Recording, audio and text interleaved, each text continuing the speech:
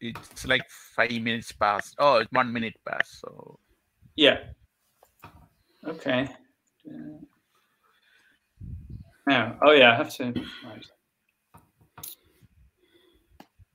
Nope, wrong browser and sent. yeah, we didn't see your Gerd at the last one. Oh, You are I busy. hope I hope there will come another additional um, user. No, Oh, are we only three? I believe Right so. now. Or Right for the now. moment, anyway. Christian, I don't know whether he'll join. And Emmanuel, I don't know. He's Yeah, working on some stuff, so we'll see. yeah, he want schedule his talk sometime, but we can find out. I don't know when he, Yeah, you know, that'd be great. I think he said in a month or something like that. in a month. His new paper, you probably saw that, right? About the Yeah. superluminous vacuum. Yeah, and he has also another scientist. I think he sent his paper also. Dr. Lani, Luca Nani. Yes. Oh yes. Luca Nani, is it? Yeah. Yeah, heard about Luca that. Nani. Or something like I that. Or don't think Luca he's Nani. an Italian physicist. He's not on ResearchGate as far as I know. Oh. But I think he's something to do with. Is he reviewing the paper, or he's giving him advice on the paper? Maybe. I think he reviewed and he got published. Okay, is it which journal is that? Springer? Springer. I didn't see the journal. I mean, he has not put what journal it is. Maybe it is just coming up. I don't know. He Okay. has only sent his initial paper, but what journal I didn't see. I didn't go through the whole thing, but I didn't see the name of the journal. It's the same email that he shared with all of us. So in that email, I didn't see what journal, or in the attachment, it doesn't show, I think, what journal it is. Maybe I just spotted the word Springer, but I was like moving quickly back and forth between things. So Yeah, I didn't Springer. have it. I also saw Springer, but what Yeah. journal it is? Yeah. Okay. Well, I might as well start here anyway. Stone Age Okay. hand tools and the mystery of the New Grange petroglyphs. So, I use these keys. So the reason why I started this was kind of to do like a bit of a show and tell, really. Because I found this Stone Age hand tool about 2 weeks ago up the mountains, and I just thought it was a really cool find. So I wanted to share it with you guys. And you can see it's got like a small fossil in it as well. But yeah, I found it on Cave Hill, Belfast, which has like a number of Neolithic stone forts up there. And this is the stream I found it in. So it was, this is a friend of mine. He asked me to take a picture of him. And if it wasn't for that, I wouldn't have had a kind of a record of the area it was found in. But it's a bit of trivia. I blurred out his face because I didn't get permission to use the photo, and he's left the country. So, yeah, so when you have these flint shards, if you will, lying around, it's difficult to know whether it's just a broken piece of flint or an actual like Stone Age hand tool. So the way you can stop. Christian has been arrived. You great. Yes. I'll just oh, wait a second. How do I get out of this? Okay, so Rajan, are you able to let people in, or do I have to do it? Hello? Let me see. So Rajan, you're muted there. Hey, how are you? Hello. Rajan, yeah, I'm not sure. I can invite, it says, but I don't see people coming in. Okay. It says invite, but it doesn't. I don't think I have the. Okay, well, that's unfortunate. Only you can do it. Yeah. I was hoping maybe you'd have more. I'm a half admin. Okay, no problem. Okay, I'll go back to this. I can start again, or yeah, let's see. No, just go on. I was following while you started a minute ago or so. Cool. Yeah, I've literally just started, so it's fine. Now, I think we were on the previous slide.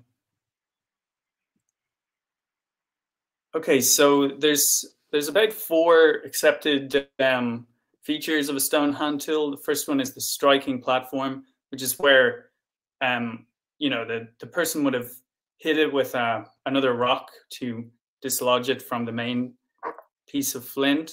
And then we get the bulb of percussion, which is basically a kind of a shock wave through the crystal, just a little bump beside the striking platform. Ripples, again, more kind of traces of shock waves through the fracture. And then retouching is, you can sort of see it here along the edge where they've chipped it into a serrated edge. So this, I believe, has all the hallmarks of a Stone Age hand tool. With the ripples aren't very visible on this side, but they are more so on the other side. But this one also has the addition of an eye hole, so maybe you'd have a leather strap through this that would go around your neck. And also what I'm defining as ergonomics. So the stone has been chipped in such a way that other flakes have been taken off of it so that it fits perfectly into the hand. And that's also true on the opposite side. And this might be why the bulb of percussion isn't really that noticeable on this one, because it's been modified beyond its initial sort of break. Here's an example of the ergonomics I was talking about and how it fits the hand perfectly. And there's a sort of serrated edge. So there's just the obvious applications for that. So I was interested in this because I found it up, you know, in Belfast. And I was wondering, is it possible that a piece of flint, like our mountains made of flint around here, could you find flint on top of the mountain? Because it seemed to me that wasn't the case, and it had been brought up to the top of the mountain and then washed down the stream, possibly over hundreds of years or however long. So, but looking it up on Wikipedia, there are places up north. One is Tív Bulla, I think it's called, a mountain in the Glens of Antrim, Northern Ireland, where they have found, this is kind of essentially a quarry, and back in the Stone Age, they would have taken flint from this area and turned them into axe heads. So, oh, not sure why this isn't working. Seems to be frozen, maybe. Go back, forward. Okay, hang on a sec.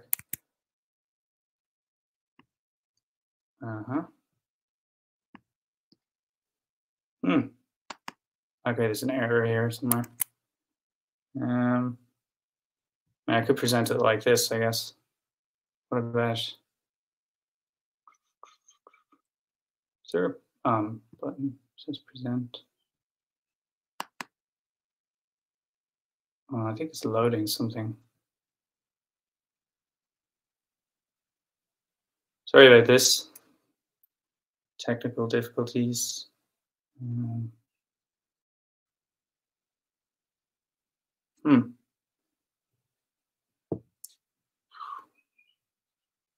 Wonder why this is happening. Is it part of, is it StreamYard or is it Microsoft? It's hard to know. So many different. Let's see. Okay, I'll just present it like this. It's not quite as good, but let's see. So here we have an example of, hang on, I'll just check first. Still, we are. Okay, that's good. Go back here. So yeah, this is an example of some axe heads. These are probably ornamental in construction. They're found in Malone Road, Belfast. So, you know, just pretty much fairly close to Cave Hill. And then, you know, continuing on in my research, I also found this interesting megalithic structure called the Madman's Window, which is, again, not too far from this Tív Bulla place. Looking at it, I just assumed that this was a natural rock formation, but they say it's some sort of possibly Neolithic. When you look at it, you know, you have this big rock here supported by this one, and it does look like they've cut this rock somehow and then placed it on top. But it's remarkably natural looking, but also kind of, you can see why they might think it's man-made as well. But obviously the weight of that stone is impressive, all of these stones. So it does make you wonder how they did that so long ago. Another big mystery is obviously the pyramids. And the reason why I thought of doing the New Grange presentation here was because I watched I suppose an interview with Jeffrey Drum on the Demystify Psi podcast called Industrial Alchemy in Ancient Egypt. And it was quite good. His theory is that the pyramids, including another, you know, this lot of pyramids as well, but they were used as kind of chemical factories to produce ammonia and other such things. So he makes some good arguments, and it was pretty interesting. His research is kind of similar to Christopher Dunn's, but I think it's possibly there's more weight behind it, you know. So he also suggested that New Grange was a chemical factory, and yeah, I mean, I don't think it's as convincing maybe as what he says with the pyramid theory or hypothesis. I'm not sure if I necessarily accept it, but it does seem like there's something very strange going on with the pyramids anyway. So I think it's pretty good interpretation. So yeah, it reminded me of my own research into New Grange. So I thought I'd kind of cover that quickly today, maybe. So, well, first off, New Grange is in County Meath, Ireland. It's between 5,000 and 10,000 years old. So initially I heard that New Grange was 10,000 years old. So it was older than the pyramids by a good bit. But then recently I've heard maybe they're saying it's only 5. So I don't know. I don't think they're entirely sure.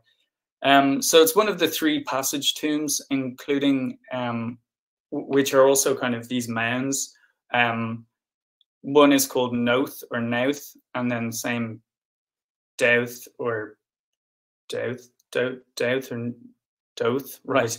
So the reason I say Noth or Doth, because there's a place maybe, I don't know, 20 kilometers west of this location called Hoth, and it's spelled the same as these. So I would say Noth and Doth, but there's different pronunciations on that. The doorway of the New Grange tumulus sort of passage tomb is aligned with the sunrise in the morning of the winter solstice. I misspelled that. Approximately December 21st. So you can see at the front here, we've got white quartzite stones on the exterior. This was done during the kind of reconstruction phase.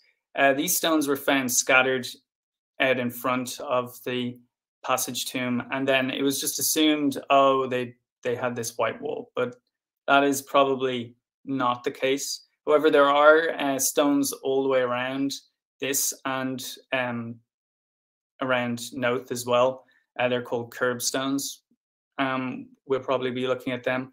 The other possibly interesting thing is that Doth has not been excavated. It's been left for future generations to look at, while Noth has been and is located, I don't know, a couple of miles northwest of this location, that kind of thing. Here's just an image of the sun coming inside the inner chamber.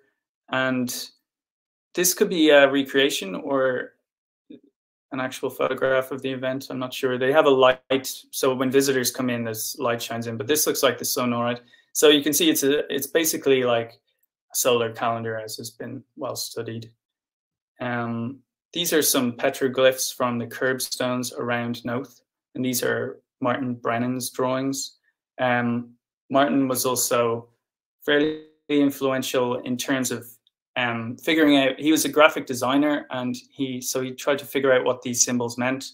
And his, how would you say, his greatest success was finding out that hang on a sec, just looking for something. So yeah, so there's with 19 crescent moons on it, so he related that to the Salos cycle of the moon. So, but most of these other petroglyphs they're kind of widespread amongst Neolithic peoples, but nobody really knows what they all mean. So, interestingly enough, so this is the entrance passage and entrance stone. So the light shines through this area here, and people can get in and out that way. And so Geoffrey Drum also had sort of his own interpretation of this stone, that it was to do with chemical, how do you say, you know, it was basically a diagram of a chemical process where you have, this is like air flowing in and water, and these are different crystals. But, and I think this was something to do with radiation. But the general kind of theory is that this is a triscale here, and some people believe that this represents like the different phases of ages in man, but nobody really knows what these mean. So, so if I just if you just go back here for a second, there's I've got some notes here on this subject because it's quite complicated. So I'm probably just going to read from them so I don't miss anything. Yeah, it should be here somewhere. Okay, so yeah, so there's this slide may be out of order, but what we'll just say. So this is the oracle at Delphi, and the poet and playwright William Butler Yeats has done some research on this location, piece of history. The oracle was set up in honor of Apollo, the Greek god of the sun. And essentially what would happen was you'd have the priests here at the back. People would come to the oracle looking for, you know, how their future was going to pan out. And there would be a woman who would sort of sit or stand above this volcanic vent where these essentially poisonous fumes were coming out of, and she'd inhale those and go into a kind of trance, you know, hypnagogic trance kind of, or more of a hypnotic trance essentially. And she would babble different things, and then the priests would interpret the babble and, you know, then tell the people their future based on that. This was the practice of divination they had.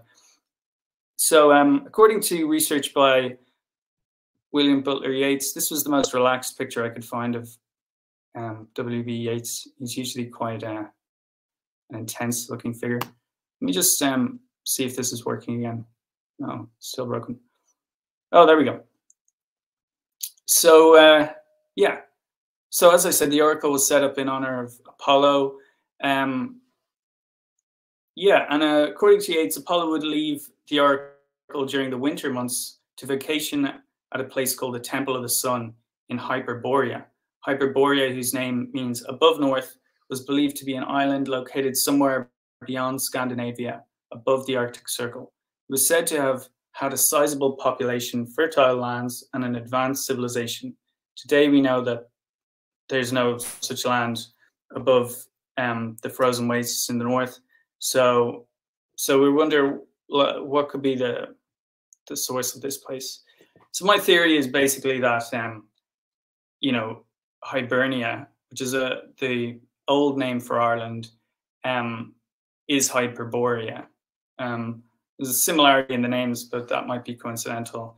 But it has a lot of the other features. It's located in the north. You know, it's not quite as far north as the Arctic Circle or anything, but it is a fertile land with extensive agricultural civilization, and it was technologically and scientifically advanced for the time, based, you know, on the New Grange passage tomb construction itself.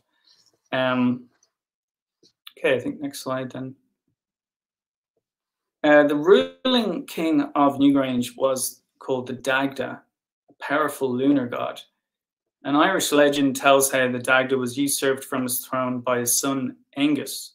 W.B. Yeats wrote a poem called The Wandering Angus, which contains the famous lines, "The golden apples of the sun, the silver apples of the moon." Could it be that Angus is the sun god Apollo usurping the lunar deity from his throne inside Newgrange? If so, then the story about Angus toppling his father's throne is not a truly historical account, or maybe not only an historical account, but rather an allegory for an ongoing process which takes place once a year, each time the light of the sun comes into the chamber at Newgrange. So these points are related here. So if Dagda is the moon, Angus is the sun, who's also Apollo then. So Angus comes up from the oracle at Delphi and into Newgrange. So therefore Newgrange is the temple of the sun. So if Angus is the Irish equivalent to the god Apollo on his travels up from the south each winter, then that would mean, as I said, Newgrange is the mythical temple of the sun. Right, according to the ancient Greeks, this temple, so we covered that. What was it?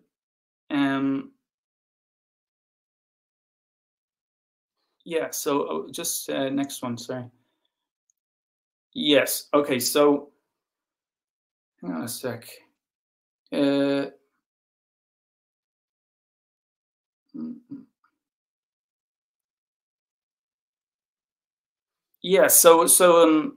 What was it about Newgrange that made it so famous? If the Greeks thought this oracle was so important, there was no volcanic vents in the area or other impressive geological features.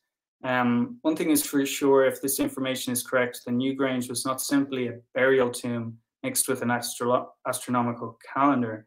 It was an important site for ancient druidic priests to divine the future.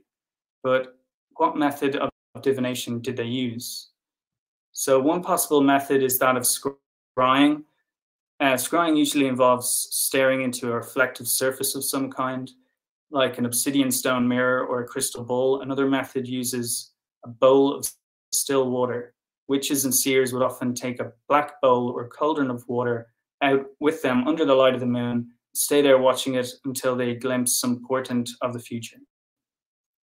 The famous prophet Nostradamus made all of his predictions by scrying into a bowl of water and agitated its surface with a small stick attached to the hem of his coat. I believe that the ancient Druids used a similar technique, only instead of the light of the moon, the Druids used the light of the sun, focused up the passageway and into the darkened chamber of the burial mound. They would stir up the liquid in the cauldron using a stone wand and then watch the patterns reflected onto the ceilings and the walls. They would then sketch the patterns they saw into the sandy ground that we saw earlier in the picture.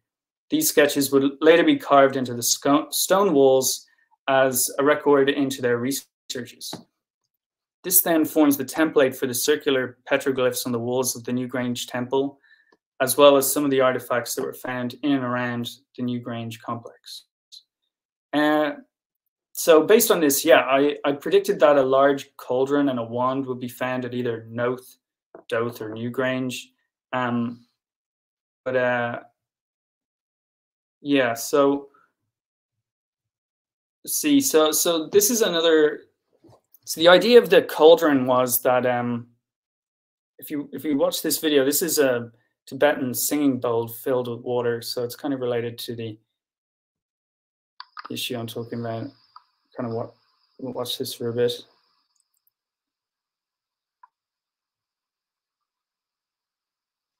You see after a while there's waveforms start appearing on the surface of the water.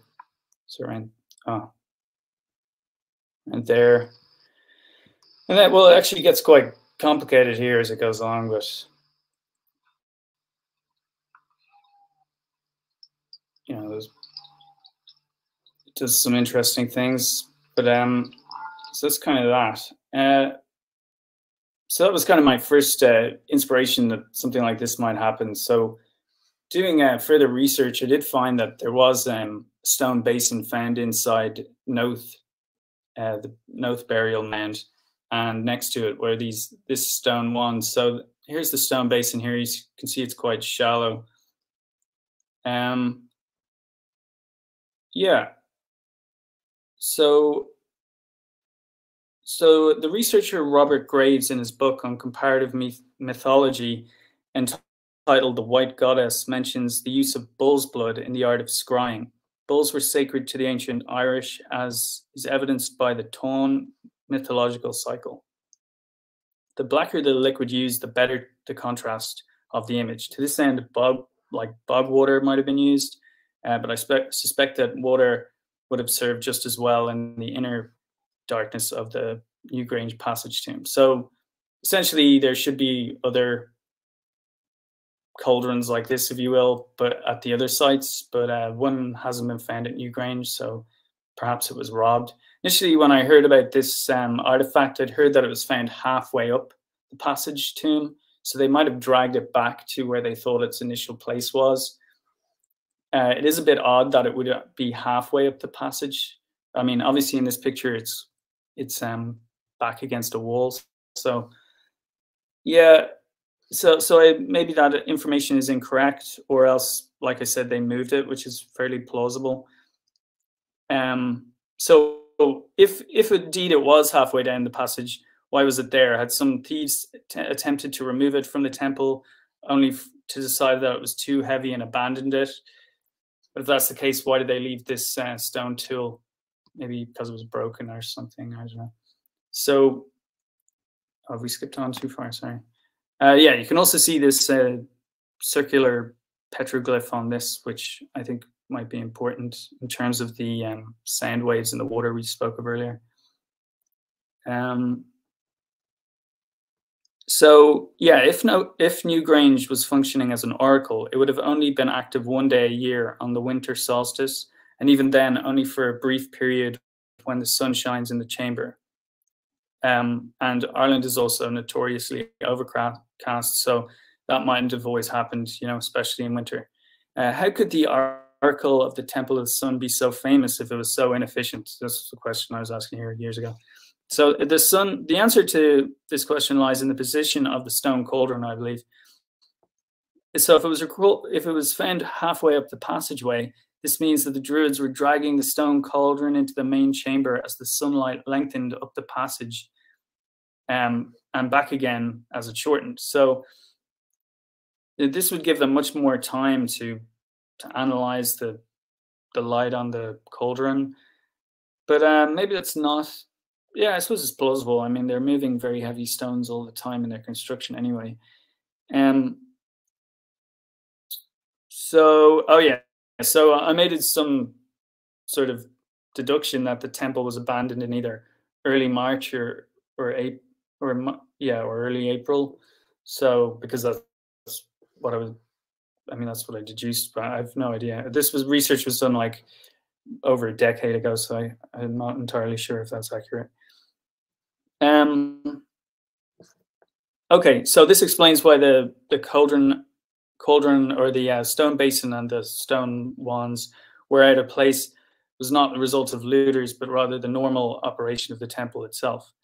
It is certainly true that the vast majority of the petroglyphs, both inside and around the New Grange complex, could be thought to represent the motion of water in a receptacle. Yeah, the round ripples, swirls, and droplets and wavy lines are all good descriptions of fluid motion. But what about the diamond-shaped pattern? So there's one at 4 and down there. And sawtooth wavy lines, they're also kind of in this 6-section column of the table there.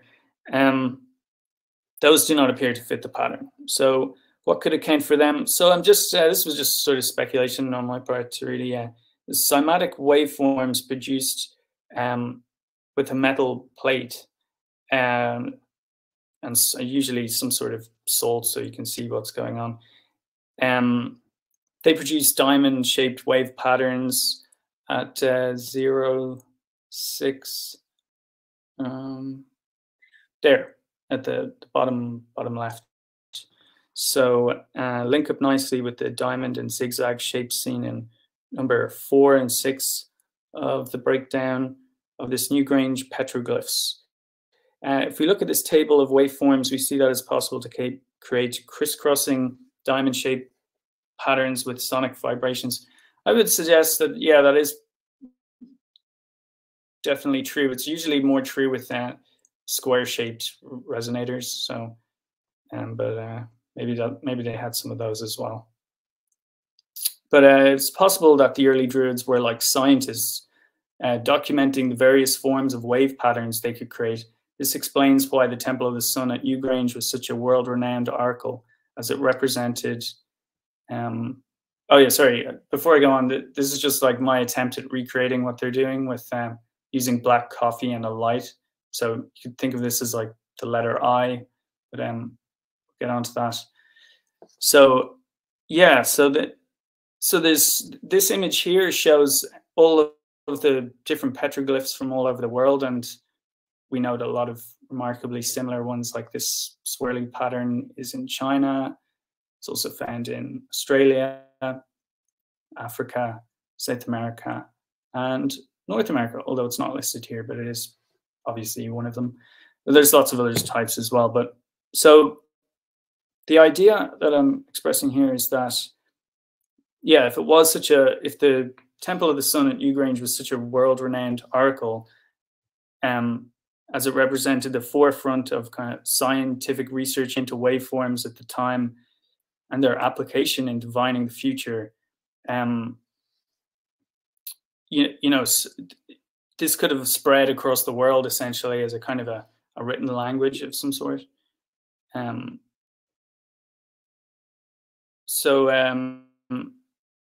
Yeah, the introduction of somatics into this whole story gives us another area of research and possible explanation for the petroglyphs, though highly speculative. It's kind of more based on this. Sorry. Oh yeah. So yeah, I spoke about the Buddhist singing bowls, which was the sound element. Yeah. So this is all very out of line here. Sorry. What if, yeah, so the idea is if you had a metal bowl within the main cauldron, then you could also create those kind of vibrations we saw in the water.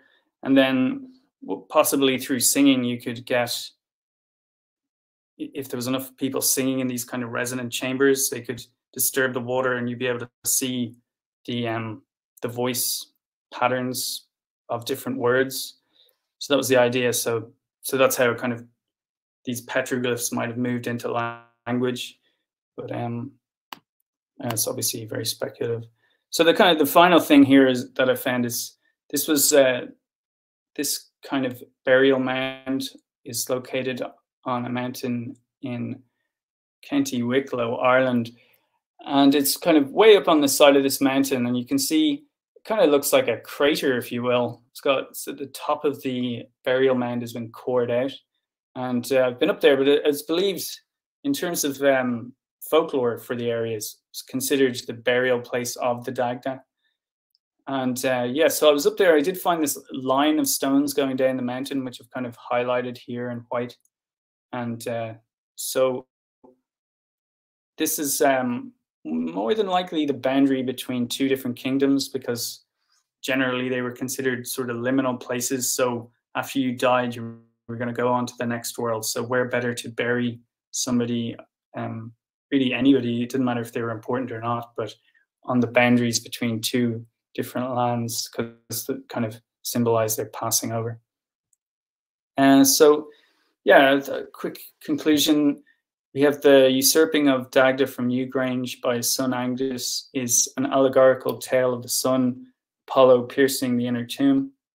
New Grange is therefore the temple of the sun spoken of by the ancient Greeks, or plausibly at least.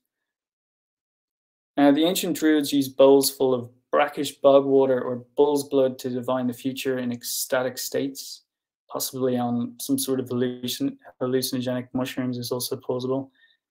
And the ripples of the water form the substance and inspiration for petroglyphs. That seems fairly logical. So these images were portents of the future and possibly the cymatic images of sacred words. Okay, so yeah, that is the end of the presentation. So that didn't take too long. Sorry for the a lot of stumbling there. I hadn't organized my notes quite as well as I should have. Move. Okay, so did you? Very well, thank you. Yeah, so that's kind of old research, but I thought it was interesting enough. So there's the stone tool I found. It's pretty cool. And, it's really hard to. Have they found some such stones for left-handed people? Actually, I don't know. I mean, yeah, I could try holding it in my left hand. But no, I think, yeah. Isn't there a whole thing about? Are you left-handed, Gerd? Are you? What? Are you? Is there many lefties with us? Are you left-handed yourself? No, I'm not left-handed. Okay, right-handed. Well, there was that whole thing about in the old days they had left-handed people. Where is there in Latin the word for left-handed is sinistra or something like that. So I don't know if they had that bias back in the Stone Age, though. Probably not. But you never know. Do you know how many what is the percentage of left-handed people? Oh, is it less than 1%? Is it less than 1%? My God, is it more than that? Oh, I would have thought it was. I thought it was like 1 in 5 or something. I don't know. I'm going to check it out. I mean, left-handed people, I have not seen that many. And you don't know because you can be cultural right-handed, trained by your parents, and never have learned that you're actually left-handed when you get educated right-handed. So the true percentage is actually hidden below that. One of the professors who was in Cornell University, who was my professor of thermodynamics, he was left-handed. He's extremely genius. He's a genius, Gibala. I mean, he taught me the highest level of thermodynamics of solids. What did he teach you? Sorry? Thermodynamics. What is? Oh, sorry. Did you say? Oh, thermodynamics. Sorry, yeah. I thought I was just hearing. So I was reading. It's 10% of the population roughly is left-handed. Oh. Yeah. Okay, so sorry, I got a bit of a cough here. It's okay. So the other thing, yeah. This was how many thousand? More than 10,000, right? How many? Well, yeah. Initially, I was told that the New Grange burial mound was 10,000 years old, but recently, like when I was just kind of covering some stuff to make sure that the research I'd done in the past was still kind of accurate, they did mention that it was 5,000 years. So I don't know. I'm just kind of a bit confused as to what the truth is. That's kind of normal in these situations, I think. Yeah. Did they use like a bathtub? Any of them like a bathtub or like a basin or like a sink or something like that for washing hands, things like that? Oh, I see what you mean. Yeah, it could be like a sort of a sacred ceremonial thing where the priests had to clean themselves before they went in to do any ceremonies. That's entirely plausible as well. I mean, there could be an awful lot of different explanations. I know that in the Jewish tradition they have some similar things like that, where the priests had to wash themselves before they went into the temple, and then kind of out of that, I guess you get baptism sort of emerges from that. Obviously, that's in the Bible as well through John the Baptist. So, but I would have roots within the earlier traditions. So it's kind of cool. So it could be something like that. But then I guess like cauldrons and in the old, in Macbeth and all the witches working over cauldrons, and then the scrying methods. So it could be something along those lines. So they would have had the wand and they'd be moving the water around and creating ripples in it. Mm-hmm. So you don't even need like the metal bowl, I think is probably a bit unlikely. But yeah, and same with like chanting. I think it'd be very hard to like disturb the surface of the water using your own voice. I don't know, I've never tried, but Well, maybe you could. I suppose there's people they who can break glass with their own voice. So maybe that's a slightly different thing, though. Oh, yeah. Yeah. So it's kind of, yeah, it's a bit like those things where you dip your finger in the wine glass and go around making different notes. Yeah. So, yeah, I just think it's interesting that the patterns of water, they might have sketched them in the sand and the ground, and then sketched them into the rock, possibly as words or images of the future. I don't know. It's hard to say. There's Gert's doing it there, so give us a rendition. Yeah. Yeah. So that was kind of the whole thing. So I've lots of research like that from the past, but if I was going to do it again, I only had like a week to prepare this, and I had sort of other things to do as well. So that's why it was a bit so sketchy. But yeah, another time I could possibly dig out some older research and spend a bit more time, you know, kind of going over it, because you need to refamiliarize yourself with the material, especially if it's been so many years. But yeah, I can do that at another stage.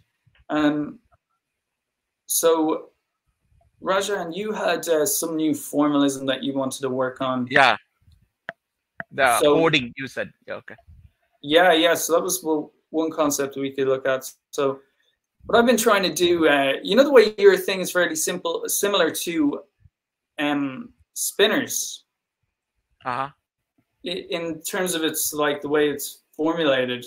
Well, I was trying to recreate spinners mathematically, or sorry, with code, and I actually ran into a bit of a problem. I found it a bit, you know, complicated. It's a bit difficult.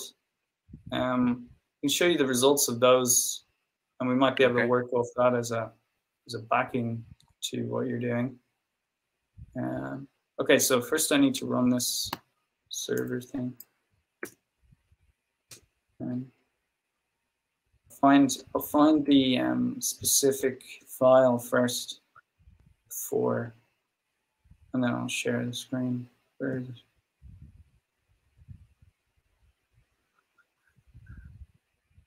It's in here somewhere.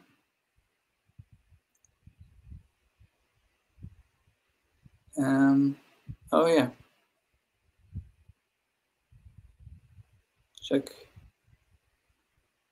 Could be in this. I've been kind of reusing old notebooks, so I'm not entirely sure where I left it. That does look like it might be it. No.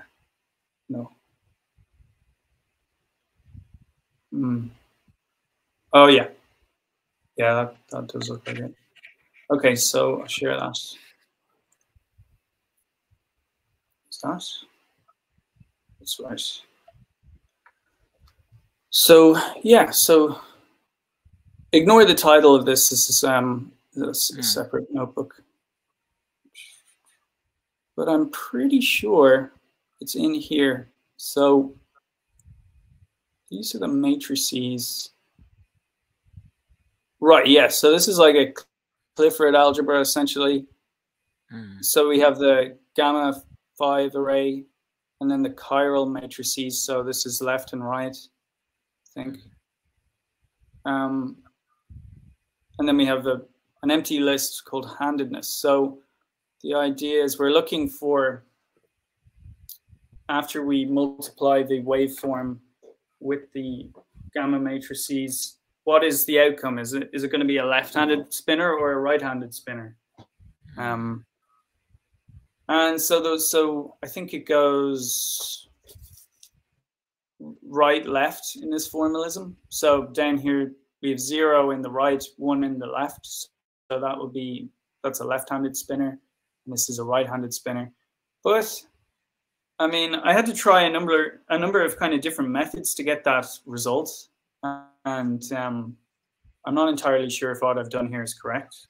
You know, just kind of punching the Clifford algebra into the machine as some kind of code didn't really produce the results I was expecting. It was all a lot more complicated. So, yeah. So you have the right the right waveform, the left waveform, and then you take 1/2 of what is it, right and left, which is, so this is right and this is left. So in your formulas, you have on and off, yeah? Yeah. And do they correspond to these matrices? Or is it more in terms of, you know, on and off? You have that, right, from last time. Should I? Do you want to share, yeah? Do you want to share it? I can share that so you can see it. Probably. Let me see.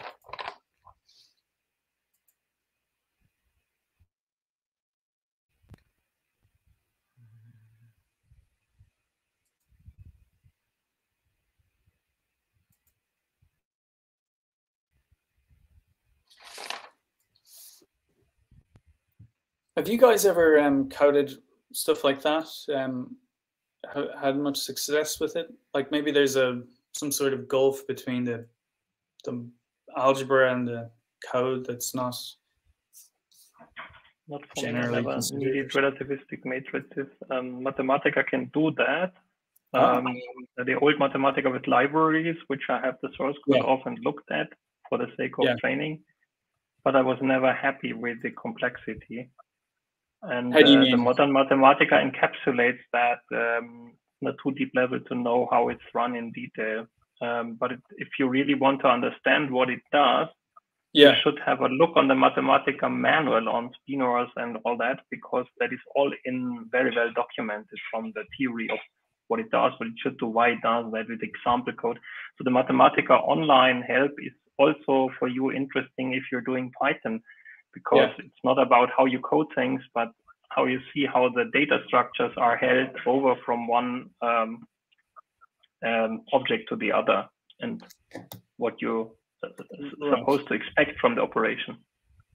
Yeah, that's in other words, you can learn a lot by reading into the Mathematica documentation about a lot of things, especially physics, core math, let alone, of course, but the application of that, what they do in the libraries, is amazing, and they don't hide the complexity. They have always the lowest level of showing you what it makes on or handles on the lowest level.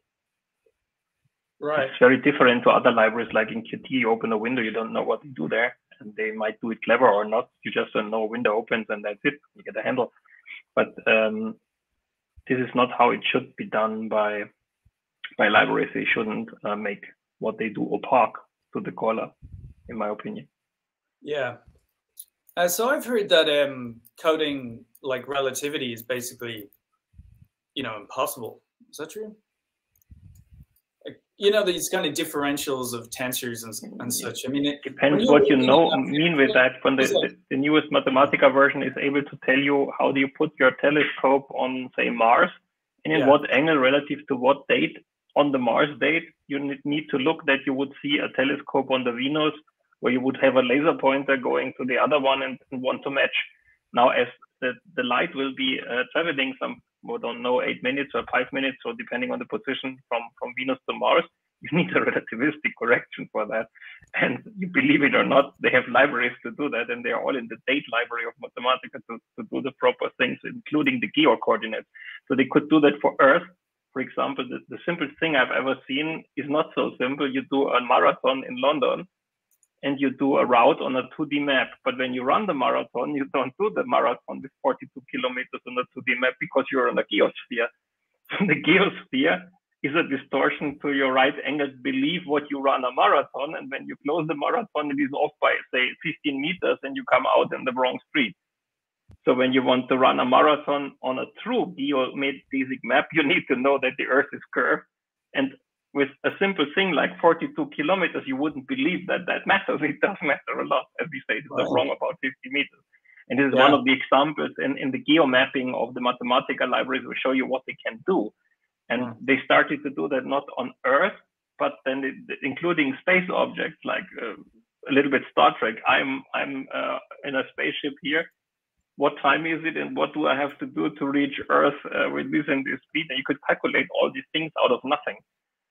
because Okay. they know the relativistic corrections of all that, and that is embedded into the parameters. You don't need to know that. You just give the coordinates and the thing you want, and it is able to handle it. But only in the newest version.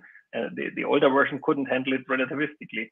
But there you see how difficult it gets once you leave a coordinate system on Earth or take it on a more global scale. Where is the center of your coordinate system when you want to make the planetary system? Is it the center of the sun? This is also not a center because the sun is moving with respect to the forces of the planet. There is no nail-like center where a disk is spinning exactly around something. But you couldn't you say though that, like, let's say the whole, you know, the Earth is going around and it looks like everything's going around the Earth constantly.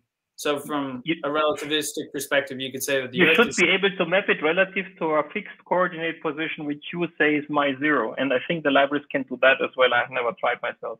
But I just looked at the examples. Typically, when there is new functions, every Mathematica version spits out 100 to 200 new functions. And normally I read that and read also the manuals, even if I never would need these commands to see what direction they are taking and what they are able to offer. This is the biggest thing with Mathematica or the Wolfram language in general, that you know what they have coded already and where you are on your own, where they, well, didn't think far enough for your problem. So you're saying they're using, obviously they're using special relativity there when you're talking about travel, but then they're using general relativity for the different planets, is it, with the laser beam and the angles, or? It was just an example. I can't tell. You have to look yourself. In the manual is open in the sense that you can browse it by HTML or download it as a PDF, I think. But best is you just browse the Wolfram library. It's all online. Okay, great. Thanks. I'll do that. So Rajan, and then you can transfer what they do to Python logic. This is what I'm saying, because when you transport tensors, tensor matrix, for example, I know that from CUDA coding. When you have tensors, you need matrices of matrices. But how do you transport dimension of the matrix is a special parameter which is typically hidden by your programming language. And if it is hidden, is it placed in front of your matrices, at the end of the matrices, or you need metadata about your matrices when you want to give them to a CUDA acceleration engine, for example, and retrieve it back. Oh yeah, this is far from trivial. Yeah, this looks easy, but it's not at all easy. Right. Yeah. Because that's kind of the question I was asking about the tensors. You know, because they do a lot of these differentials on tensors, but they're not really differentials when you get down to it. The whole thing, when you're working with it seems a bit like magic in a way, because it's doing something, but also feels like you're doing nothing in a sense. You're just Wolfram's magic. It comes from the point that they understand the physics. So you can write a differential equation down, which you could do in Python as well. Yeah. But in Python, it is just a string and handled as a differential equation, where in Mathematica, it is a differential equation because it understands the physics. When you take a derivative, you get the guaranteed correct result of what the expert physicist would do when you're getting such derivatives. And you can put arbitrary complex things into that because it is very good in integration. Whatever you do, be careful what you wish for, because... Sorry, a derivative in, general relativity is not really a derivative, though. It's not taking the limit. I know what you mean. But look at the examples. So it's very enlightening. So whatever you do, if you might have a hard time, I'm just saying, because you asked what is the parameters of Rajan. And in a language like Python, this is difficult to say that, like, Rajan has its formalism. Other physicists have also formalisms, and likely different ones, because they come from training from different universities or different professors who have different tastes on what should be an alpha, or what should be a gamma, or what should be whatever. Yeah, and do we take curly brackets or round brackets or square brackets? So everyone is cooking its own opinion in my what I tend to see. I'm not sure, but I think this is not very rigid what is done there. Everybody is doing to save his own time the most, which is fair. But then you have a hard time communicating to each other in this way. When you write your books, every book, you have to really look at the agenda. What the hell did I mean with this subset and this subscript and superscript and whatever? Yeah. Oh, absolutely. Especially vector notation. Right. Yeah, I would have thought that there's like a, consensus way of doing all of those things by now, but no, not that I know. So really not. Oh, God. Right, there you go. Okay, Rajan. So what are we looking at here? Okay. What is on and off? Is it a matrix? Yeah. So I just want to, Christian, how are you? Are you okay now? You were not here last week.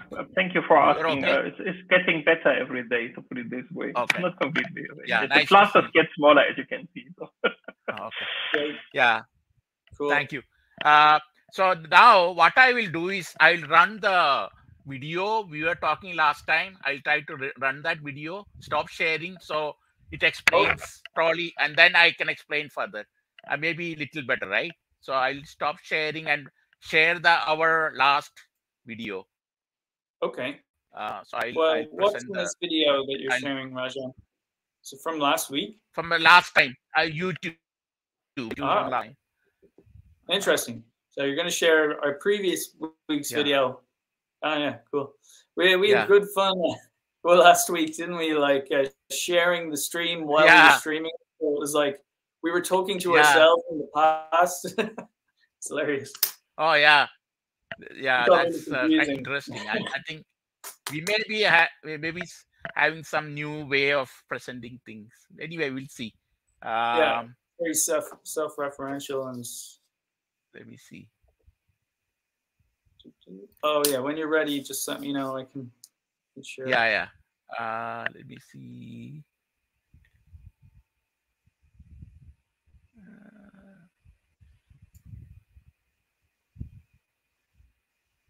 Okay, in the meantime, I might as well get this ready.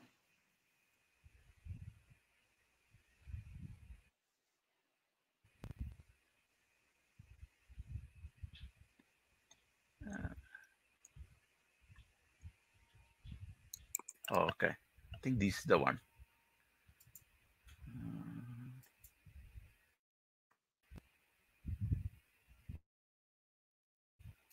Can you see that now? Oh, wait a second. Which one is it? Oh yeah, I can see that.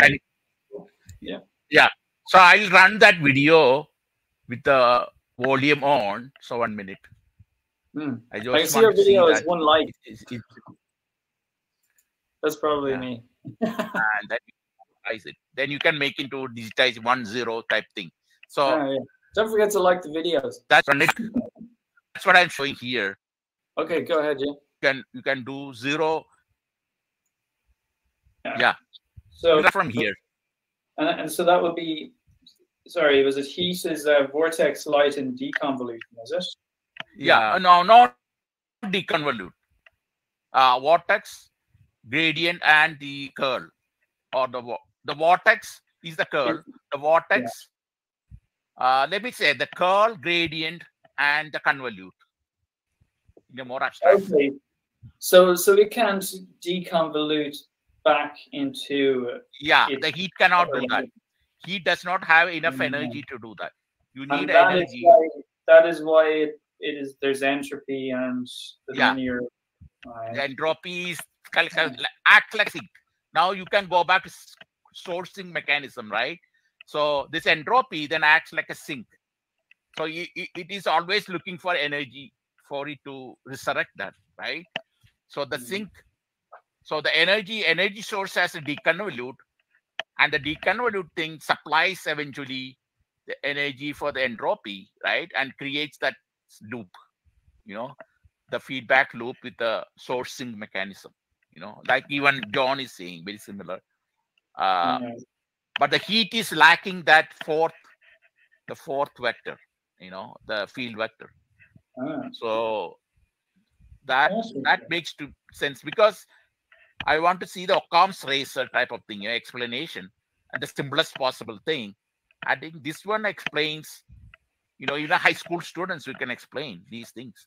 And, that's why I look at it when I teach school, that it has to make sense to them. So it has to be simple enough. But I think simplest explanation probably is the best explanation, according to me. Well, I've been listening to you talk about this for 2 years, and it's been a I am getting it now, though. Yeah. I So don't know I'm why trying it's to doing it. reduce each time, without losing the what I call the gumption, or without losing the, you are not assuming things. I don't want to assume like, oh, light speed is constant, things like that. To avoid that assumption, you need extra work. You have to do extra work. So you just in the realm of things without Yeah. assuming things. If you assume, then you have to validate an assumption. Otherwise you can easily falsify that assumption, right? Always. Like Einstein thing, that's why people are trying to falsify that you cannot have, you cannot say speed of light is constant, things like that, and also the other aspects. So, but he's looking at the time dilation, but it could be that the speed is changing, instead of time changing, because speed and space and time are interlinked. So, it's the velocity that's changing, it's not the time itself. But the time is, if its time is quantized, like we mentioned last time, then that throws, another screwball in the middle, so to say. So that's where the problem came from. How do you time reversal and things like that? And the quantum aspect come into picture right there. And then quantum says it's the event, not the time. You know, so that's where the whole confusion of catastrophe came into picture, the vacuum and the ultraviolet catastrophe, and it Okay. threw Yeah. this physics out of the ballpark, Yeah. the Yeah. catastrophe, and then people start losing faith in the physics. But I think now with these, I think it'll bring back the faith of physics, in the sense that physics can explain it, but if we use very carefully, how these are happening, I think we can explain. Like I was saying in this one, let me, I think somewhere here showing, we try to pull up that recently, very recently. Wait a second. Yeah, I was gonna, yeah, keep going. But I was gonna ask a question about so radiation is light. Does it Yeah. also have? It obviously has the vortex, the convolute, and the deconvolute as well, does it? Is that why it can interfere, like in light? Or I mean, the heat does not have the deconvolute. no, I'm talking about radiation though. Radiation, no, radiation just a gradient. It's like light. Oh, right. So, like so it's, photonic. and then conduction is a mixture of. So it has convolute and it just has It's a convolute. Convolute is a mixture of both vortex and gradient. Oh, I get you. So is there anyone with all four? Energy. The pure energy has Oh, right. the pure energy has all the four. Oh, that's cool. So, yeah, pure energy. Yeah. That's So a pure great energy idea, is a pure yeah. entropy. Yeah. Entropy versus energy. That's finally the whole deal. Oh, Jesus, sure, you got a great idea there. What you should be writing. Yeah, you should be I writing want to. that down in some papers. Yeah, I want to do. Well, it says you are, but it's so high level, like the maths and Yeah. all. It's very difficult. Alexi said that I can send papers, so hopefully, because it takes a long time. Like the last time, the theoretical it took 6 months for me to write, because all the literature, all the other things. But instead, I want to publish like small results. Without Yeah. too much, have to do too much literature survey, or So I just want to theoretical results, so to say, small theoretical results paper, type of thing I want to give it, without having to go through all the literature survey, all these things. Just what my thoughts are, and I will just reference my own papers and then say this is a result, and eventually we will be writing full paper on that. So it is not a full paper by itself. It's just that's a results paper, theoretical results paper. So like that, so it won't take that much time. Otherwise, even though I'm telling you this, when I start writing into paper, it takes many months with editing and everything. So it would be great. I love to read it. So I want to produce small things like that, and then you have something also to refer to that to make your search about the 600 cell, 48 cell, 24 cell, and then showing how probabilistic can occur. You could have some sort of a gravity thing with the 600 cell. Yeah, gravity. Yeah. Yeah, this is very much that. It's focused, and then there's all these other little focused points around it.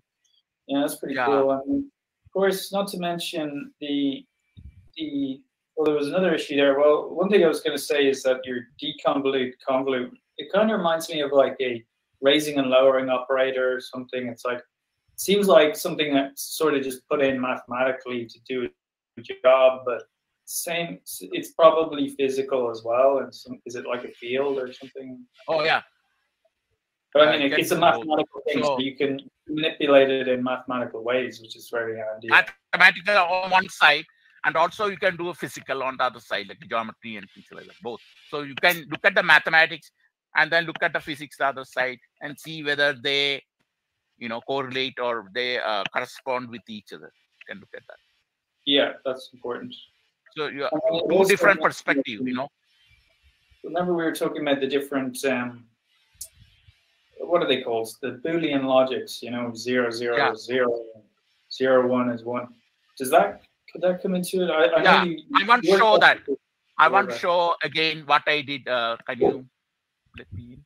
Oh yeah, hang on a sec. I have to get out of full screen. Yep. There you go. Okay. So here, you see that. I will go there. I think you can see, but let me see. You can see this now, right? Yes. Oops, sorry. Trying to increase. Okay. So the information I call template processing, and I'll come to that later. It's an IT thing. Even you can use for because a lot of text and things like that, you can process it much easier. And I have done this. But the 4-vector QN, I call, like Christian was saying, finally, also very similar. It's a quantum n bit, which means that it's a four vector thing. Okay. So I should remember what I meant quaternion bit. So right. Yes.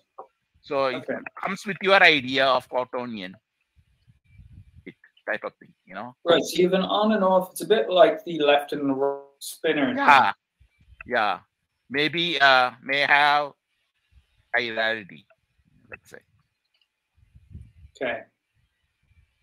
So chiral, what's going on with the rest of it? Yeah. They're tensor products, is it, or something? Each product is a tensor.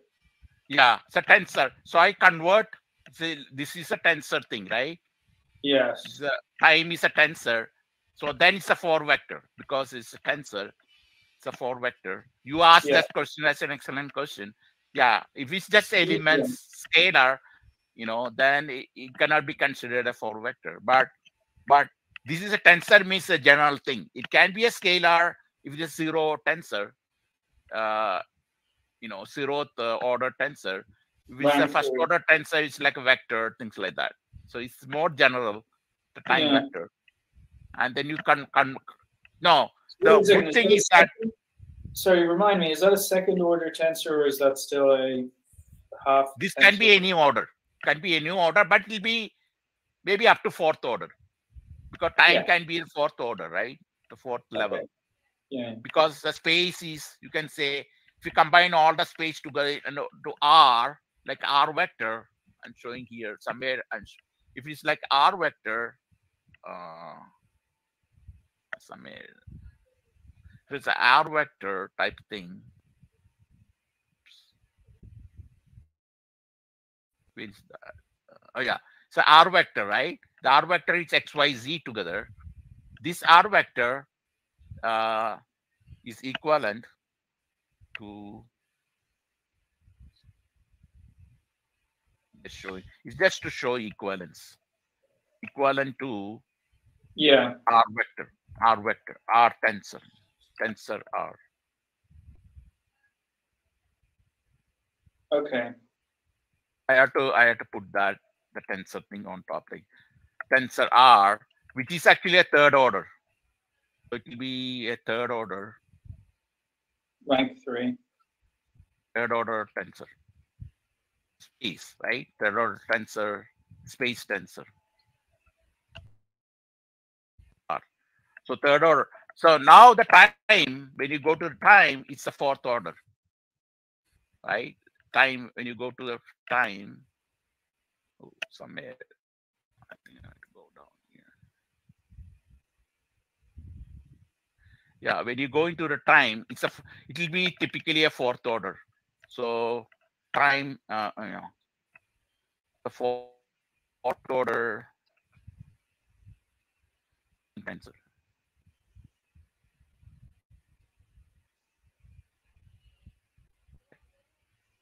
With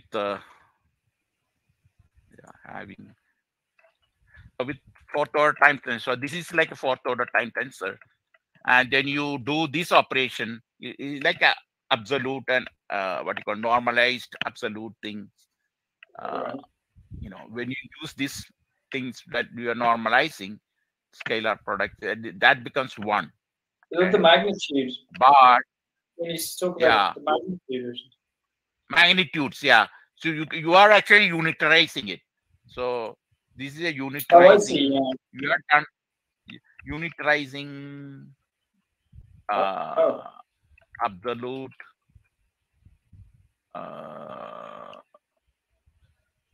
normalization. Unitarizing normalized. Well, hang on a sec. When we talk about the magnitude, is that like the square root of the square or something? Is that it? Oh no, it's to do with the vectors and all. Yeah, it's complicated. Yeah, it's a vector. Yeah, you have to normalize it to the. Yeah, you have to do some operation. I will come to that later. But say any matrix, you have to divide by the determinant, things like that. So determinants, you divide by the determinant. Well, that's right. If you want to divide one matrix by the other, you have to get the determinant and then multiply. Determinant, and you divide by that, and then you can normalize it with that process. It's very similar. Very similar to what you are, what we do with the square root things. You take the square root, the Euclidean thing. You divide by the square root. It's done in quantum physics also. You divide by the square root of the things, and then you can normalize it. Then you can make into digitize 1 0 type thing. So that's what I'm showing here. You can do 0. What I'm saying 4 is that normally we use only binary, right? Or binary bit, where you have 0 and 1. But what happens if, like in quantum qubit, you have both 0 and 1 together, right? But you can also have neither 0 or 1. So you have the 4. You can have both 0 and 1, and then not 0 and 1. It's like a gate, NAND gate, NOR gate type of thing. So not equal to 1 doesn't mean it's 0 automatically, right? Right. Not equal to 0 doesn't mean it's 1, somewhere in between. Okay? Yeah. It's neither 0 or 1 or both 0 and 1 type of thing. So you need the 4 things to explain all the things. That's why I call quaternion bit or twin bit. You can call it. That's pretty cool. Yeah. And then you have so this is like a circuit, a circuit, and you have switches. So it's like a switching circuit, and that produces the quantum, the local quantum and the global quantum. So QL is the local quantum, and the QG is the quantum log. So like I said, the timeline and the world line.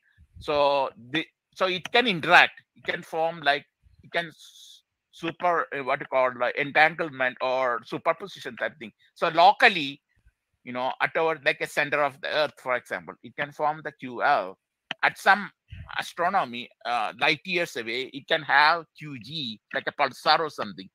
But they can interact together, right? They can interact together, and they're showing the charge couple type of thing, interaction. Again, so light years away, they can have quantum entanglement, of the light.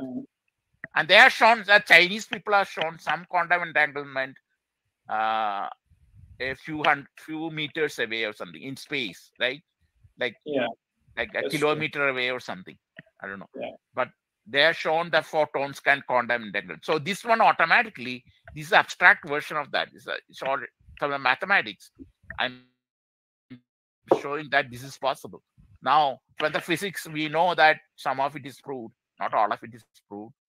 Now, I use very similar to your technique of using the curl bracket like this. It's much easier. And then, the square bracket, which means the same thing, it means equivalent. But now I can express it, in one Yeah, line. but are you doing like a matrix multiplication on top? So you get 0, and then you get So when you you so when you do this one, 0 and not 1. 0 and not 1. Yeah. So, yeah, when you actually evaluate, like the value will be 0 times what do you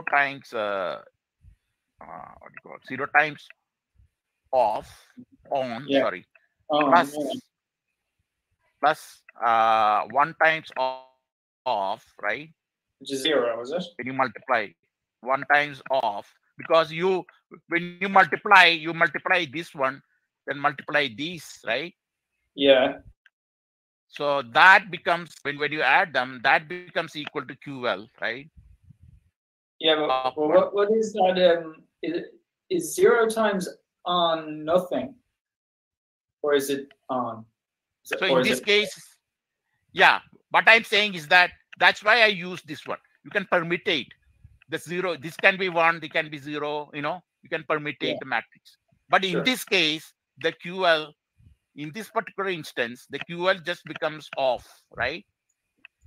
Because 0 times on is 0. Oh yeah, of course it becomes off. Yeah, I get it. Yeah, sorry, I was thinking about that completely. But I can change this. Suppose this is 1, then the QL becomes on, right? So you have permutation of this one. You have to permutate on that. Okay. This is a specific value. Or permutatively, I'll say, or permutatively.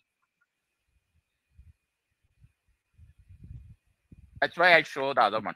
Permutatively, QL also can be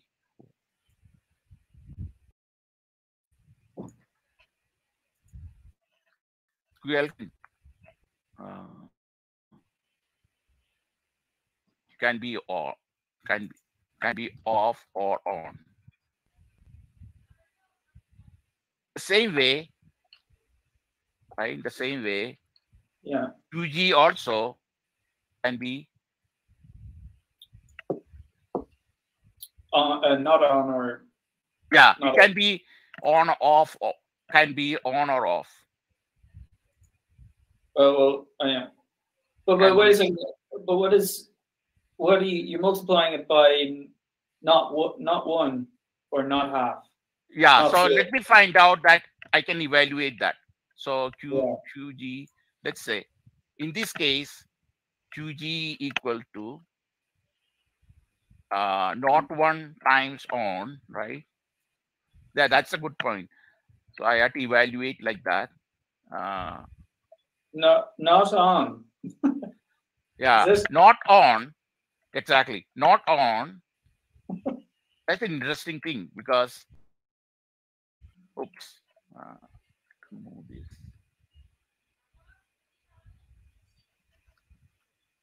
That's not on. And then not off. Yeah. That can happen, right? I mean, there are states like that. We should describe. You could get not on, not off. Not off. Okay, and so then your vector that you come out with then is off and not on. So I know that it won't be that simple, No, I'm just trying to follow the logic. Exactly. Possible. So what is this one, right? What is this one? So not on. So this is not 0, right? So you have not 1 times on is not 0. Okay. So I can say that is not 0. Yeah. right? It's the same as not 0. It could be 0. It could be 0. Okay. The other one is definitely not 0. So I'll put here more likely to be not off. 0 or 1. No, 0. So in between. It's more likely to be not off than not on, is it? Yeah, because it's not 0. So it is between on and off. It means, yeah, because it could still be partially on. I'm fully off. It means it is fluctuating. But if it's yeah, what does on off mean? Like, don't answer that yet. But like, let's say on meant if it's partially on and definitely off, then is it still partially on, or is it now? Yeah, that's off? a condition of fluctuating thing. That's a condition of fluctuating thing. Fluctuating. Okay. At some point it will seem like off. At some point it seems like on. That's exactly. So it can describe the fluctuating aspect. Oh, okay, interesting. So is that totally chaotic? It'll be fluctuating in a cycle, is it? Some sort of cycle? Okay. Which would be a combination of permutation. It could be in any order. Like our PDP. All orders at the same time. Yeah, PDP circuit.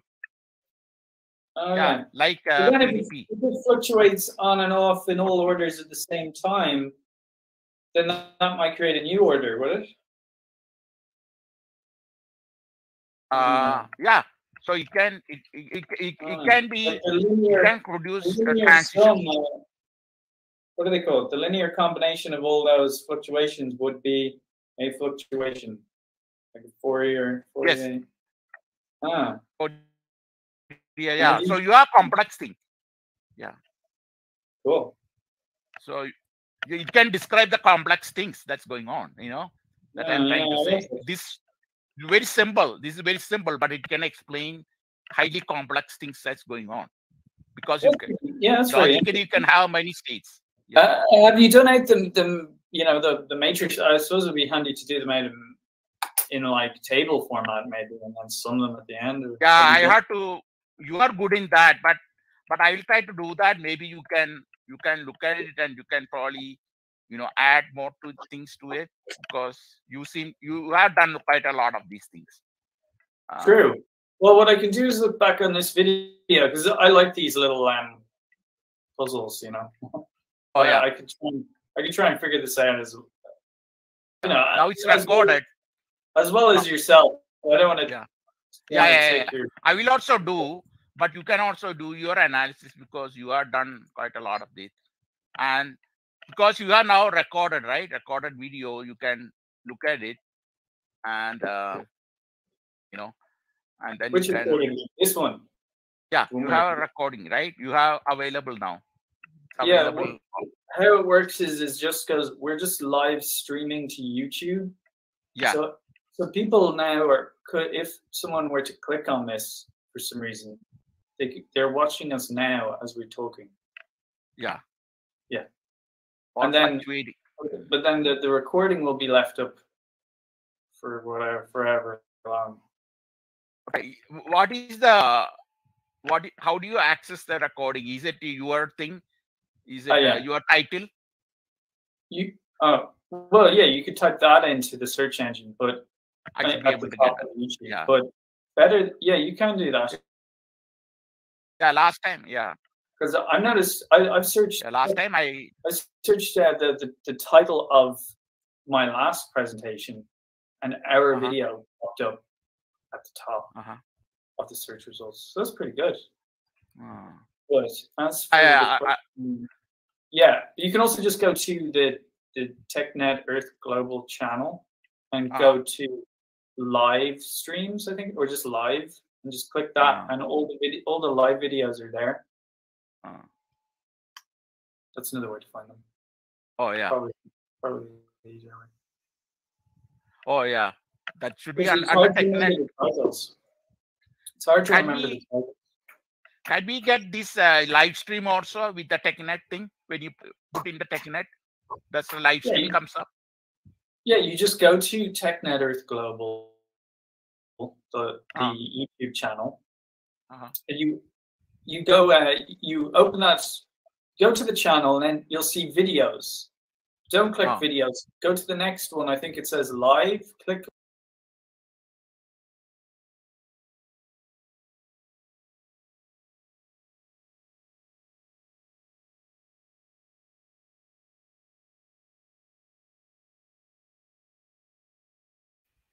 Oh, that gives idea of what it is, right? I mean, yeah. The rest of the things are, things. But what essentially are saying that we can use this, like you said, you can code this one, and now you are trying to compare it with the spin-offs you got, right? So we can look at the, we can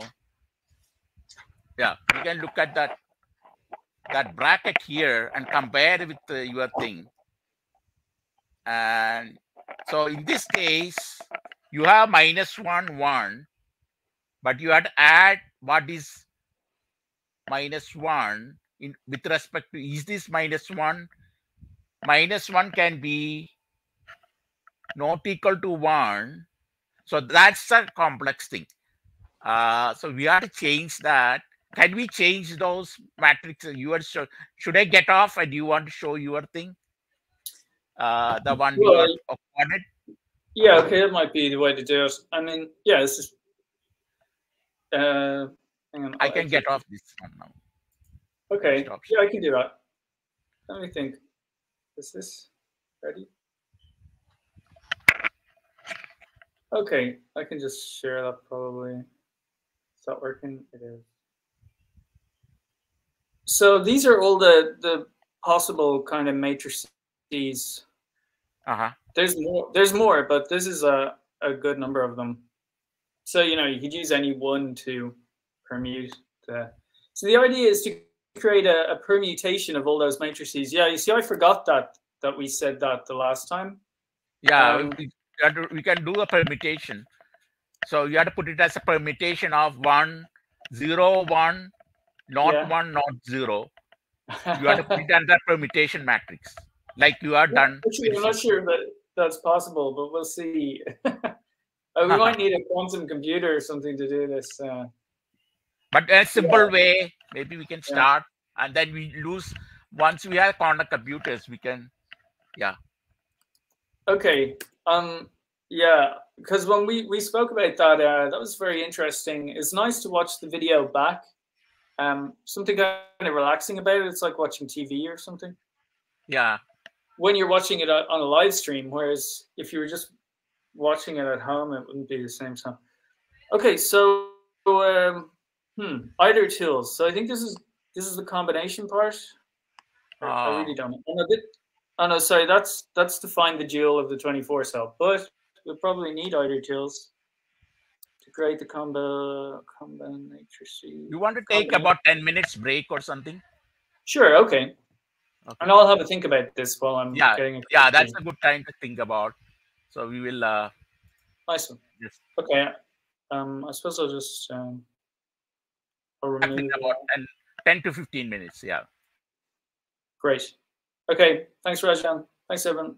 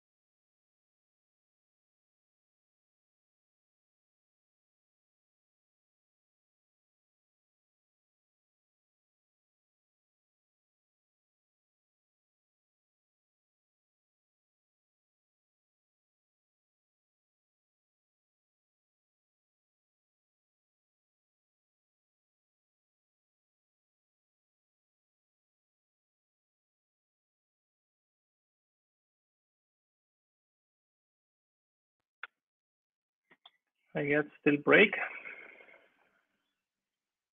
Yeah, back. We're still waiting on Rajan though. He seems to have left the stream, possibly by accident, maybe on purpose. But he'll be back, and I'll have to let him in, I guess.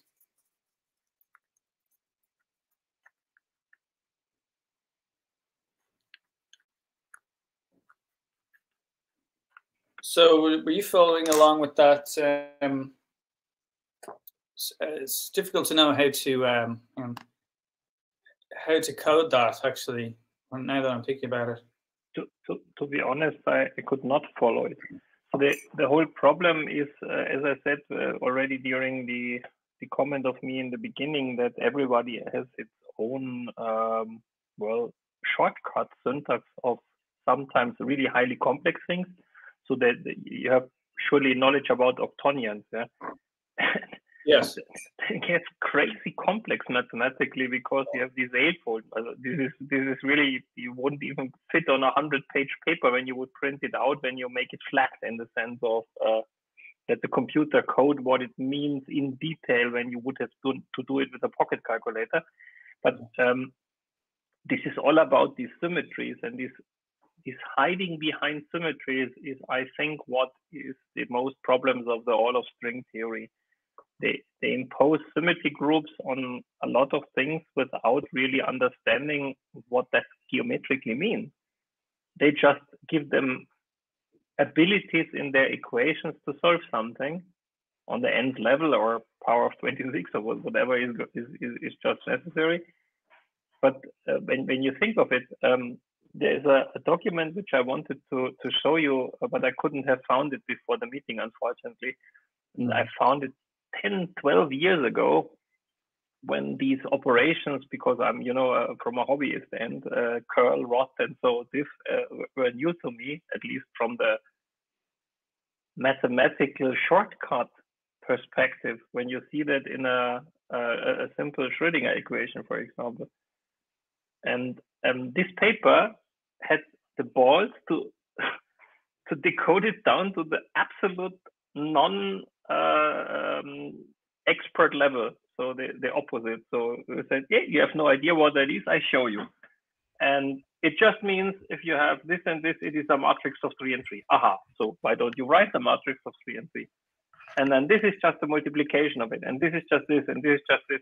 So after they decoded it, it went on 2 A4 pages, not more. That's why it was so interesting.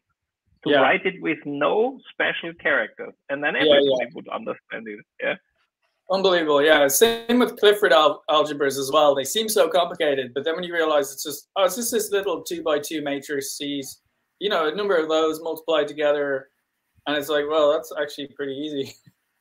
Yeah, but even if it is mechanically easy, it is difficult to understand what a precious symbol in a document of a physicist means with respect to his history and his own world of defining.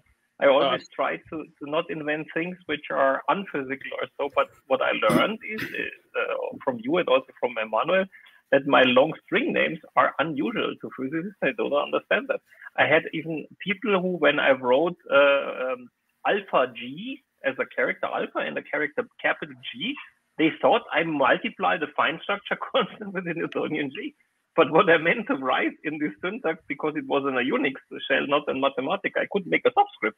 So I couldn't write alpha subscript G. So what do you do with that? So when I write my documents, my convention is if I multiply, I make a multiplication sign, not implicit but explicit, so that you know. So when you don't see a multiplication sign, then it means it's a variable named alpha G, like XYZ or whatever. And for a programmer, this is natural, because a programming language outside of Mathematica does not implicit multiplication. I think Python also doesn't do it, right? So when you write R blank B, it's not A times B. It's a variable R and a variable B behind it. And then you have the function A and the function B with no parameters, which you call or whatever. Python might do that without semicolons. I'm not a Python expert. But in Mathematica, when you write A blank B, it's A multiplied by B. And that is unfair, because this is clever, but you don't expect it as a Python programmer. Okay. So when you want to do simple things which you can convert forth and back, you just write A star B, and then you know that you multiply A with B. And if A is a complex matrix, yeah, then why don't you write the sequence of matrices, which is matrix multiplication, like the first element on the left side to the right, and so you whatever. Then a matrix multiplication with 3 times 3 is 9 multiplications, because it is going through all over the matrix. And you want to save the shortcut to not have it explicitly stated. And if you are trained and in that semantics, I say, then you know what it means. If you do not deviate your field too much, but I bet my ass, sorry for that. If you go ask a cosmologist and a quantum mechanic expert, and they have the same symbols, they mean something completely different. Yeah. So how do you combine these actually? Purely formal. Yeah. You have to read every book. So it's even more evil, as the Kodata now has nailed certain concepts of nature. More and more papers appear, and that is my end where I really have knowledge in, where they say, look, you get more precision when you multiply the Planck constant with the electron charge. Now it's exact, and you get a fully exact result with no error in it, because electron charge is hard defined and Planck constant is hard defined. This is just not true. It's not true at all, because epsilon 0 is not longer defined as a measurement value. It would be true if that would be still an exact value, like in ice-space theory it is, because I found the solution. But the Kodata has not found the solution. It just nailed some constant on the sake of others. Yeah. So the error bars move with your constants, but you have no more precision than before. Just because you define something, you chop precision off, that defines nothing. Still, the experimental values are in the book as they are. And when you read the experimental results of the experiments 5, 10, and 20 years ago, you can combine them. But when you would combine a current result from 2022, 1921, or 23 with one old result, you cannot mix it up. You have to fully untangle it and see what it does, because you cannot measure the values with respect to Kodata 2020, 18 and older, and 2019 and newer, because they follow, it's not the same Kodata anymore. And right. when I talked to the experts doing that at Wolfram, then they told me, this is no problem, we have libraries for that, we have that under control. And I was stunned, and I said, really? And what is with all the other experts who use Python? I said, we see, yeah. In other words, we don't care was the answer. They should buy Mathematica, then it's easy for them, yeah. Yeah. And all the others have the burden of checking each and every value with a full precision. And as the Wolfram people are not evil, I know how he meant it. He meant it in a way that Python cannot handle the precision anyway. So there is no syntax for defining how precise a number is in Python, at least not in the standard library. Yeah. So they lose and gain nothing. If you multiply something with 9 digits to something with 15 digits, you more or less randomly depend on the Python implementation. If it's PyPy, then it's quite cross-platform, but there are non-cross-platform implementations of that as well. And if you don't load the proper numeric library on that, and I have a deep knowledge on that kind of code as a programmer, then you're just doing completely wrong things. Okay. From ice-space equation, I don't need 40 digits to prove something, but sometimes 26, for example. And if you do that with Python, you see nothing. You don't see the zeros which suddenly appear in ice-space when you do it with Wolfram. And here is not the same problem, but the logical equivalent one, when someone defines operations with shortcuts. And for example, this is what I want to ask Rajan when he's back. Yeah. Rajan, when I see you back, can you hear me, Rajan? I think he's stepped out. Rajan, thanks for being back. Can you hear me? He might be muted, is he? Yeah. Hello. Rajan, now. Sorry, I had to step out a couple of minutes. Yeah, no problem. I was just talking about a convention of symbols in papers like in yours. And what I wanted to do is, for example, to ask you a simple thing.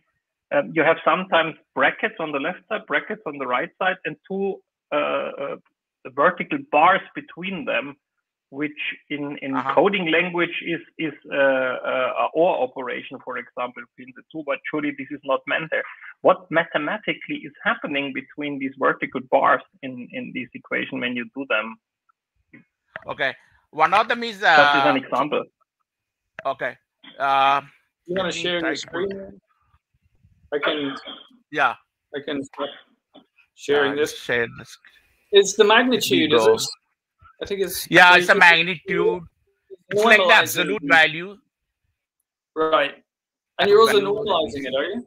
So you're dividing it by the squares of the sum of the squares or something like that. I forgot what it is. However you normalize. What's the equation for normalization? Forgotten. Let me try to. I'm trying to share the screen. 1 minute. Don't go too much into the details.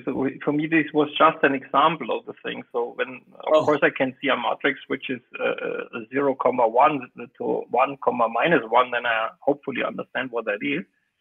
But think on, zoom in here. See these two vertical bars, a multiplication sign and another two vertical bars.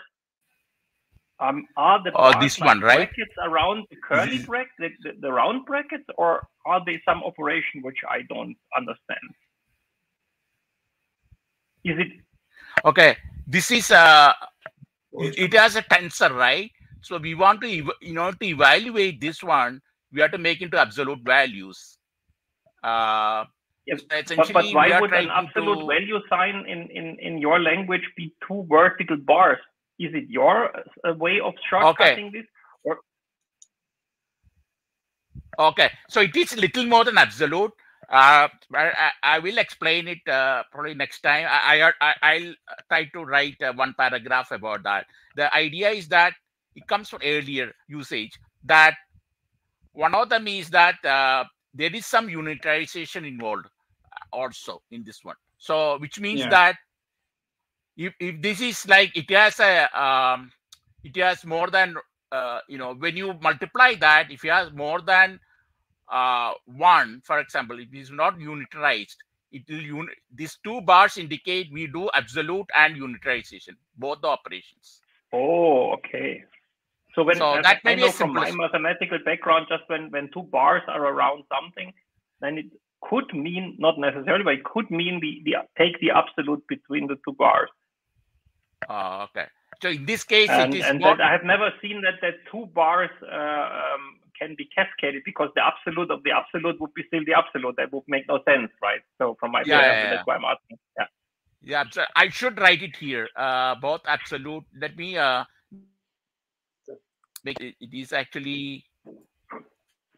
I'll try to do more on that. It's more for me from a training point of view, Rajan. Is that what you learned when you did your Scholar thing? Is your professor doing it like this, or is the whole industry of cosmologists doing it like this? And I just don't know that. It's pretty common, I think. I've seen it a lot. Actually, many people are not used it, so I should explain it. Not too many people are used it. Are they not using it in the way you're using it or something? Because I see that a lot. Those it's a the law of cosines. Or no, so I'm sorry, I had something.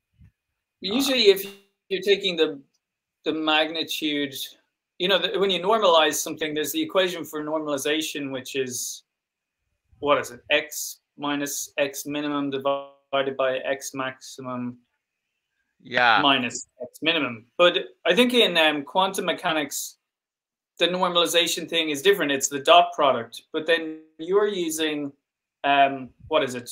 Rank 4 tensors. So, or a matrix of tensors. So I'm not sure what's the method for normalization in that scenario. Is it dot product or is it something else? Yeah, actually, it's a good thing. See, one of the things I want to point out before we go, we discussed about people using different brackets. I think we should have a standardization going on. We need to have some kind of a standardization. We should start initiating that. Yeah, I agree. I thought that existed already, so that's what that's essentially what Christian's talking about. There's no the more you do programming, the less the standardization. There's no real standard. Yeah. I think that there could be a standard among the experts, but when you come from, for example, think you work for the CERN, and you would be a very talented programmer, and I believe I am. So I would go with quite some physics knowledge into that programming team, but be not a physicist. So when the doctor degree people, and there are 20, 30,000 there at CERN, come to me and said, hey, Chris, code me this for the supercomputer in full parallelism and all that, where the doctor degree physicists have no idea how to do that. Then, of course, I need to understand the equations to boil down in some lines of C++, essentially, in the end, because they work in C++ in its CERN. Right. And this, when you not have a standard, and I think inside CERN they have these kind of coding standards. I remember to faintly 10 years ago read something about C++ coding standards for the CERN supercomputer system when it was younger. So this is also outdated by today. But when they discussed about all that, but what I wasn't aware is that the standardization, even from books of different regions, like books from India might have total different formatting than books in Germany, than books in US. This is confusing completely in its own. Then papers might have been standardized by schools in the sense of when you had some mathematical focused things, it is the different glyphs to not conflict with the typical math glyphs they use there. And you could have physics or a string theorist area where have ruthlessly stolen these glyphs, exact same ones. And as you know, you have 26 alphabetic characters in Roman language, then you have this, another 26 or something Greek characters. And the Russians might even do something completely different because they have the Russian alphabet where it could also put some characters, which is not wrong, but not easy to reproduce. When I'm sitting on a Mac, I have the alphabetic abilities of all that, but it's even hard to read. You say, is it a kappa character or a tau, or is it just a wrong font name of a tau, or you don't see that easily. Absolutely. Yeah. I have another question. What kind of product is it? Is it a cross product or a vector product? But I see if you have two absolute values, it's a normal multiplication. But what's the absolute value of on and off? I don't know. That's the question. Yeah. Let me go there.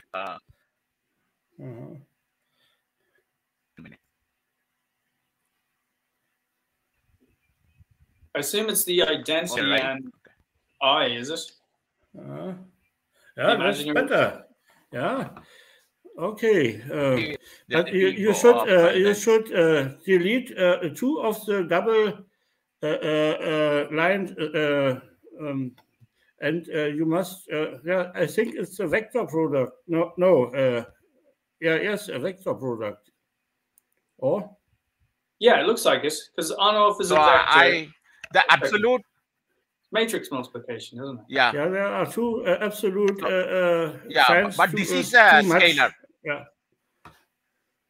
What's the scalar? I can't see your mouse on the screen. Let me go back there. Okay. Too much absolute signs. Okay. Only two are needed. So this one, this one is that's a good point. So this one is a matrix. So 0 and 1 has just numerical values, right? But this one, of course, when you write this one, it's like a ket matrix. So it's a vector. So that's why I put this think bracket. No. First of all, Rajan, logical the on and off are strings, right? This is state strings. A logical value, true or false. I think. Yeah, but it can be anything. It can be yellow and green, or red and blue, or on and off. It doesn't matter. It's two states. Yeah. But from a mathematical point, when you have a string on and off, how do you multiply a string with an object of a binary number, for example? There need to be rules for that.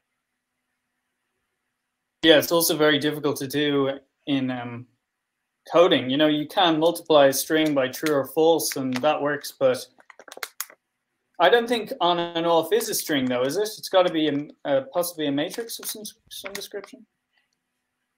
I would say on is the identity matrix. Off must be the you know. This is what I'm lacking. So from the object type of the operation. I see too much of that, of what a programmer would see, of course. Yes. Well, I mean, you could have on and off. So, So on is, see, I believe that each point can be, there are 3 states in each point. If you go to the final aspect of a point can be 0, like a 0 point, but it can be off and it can be on. You know, like I saw last time, there are audio, video. Each point, I believe, has all this stuff encrypted there, on audio, video, communication, texting, all this. Rajan, isn't that then meta information? So when you say you have a digital library, I can only see from a programming point, I'm not sure this is the same what you want to be after. Then I have either 0 and 1 or true and false. I can name it whatever it is. It's 2 states. But there is a third state, which is often in libraries underestimated, which you also need for quantum computing. That is, I don't know.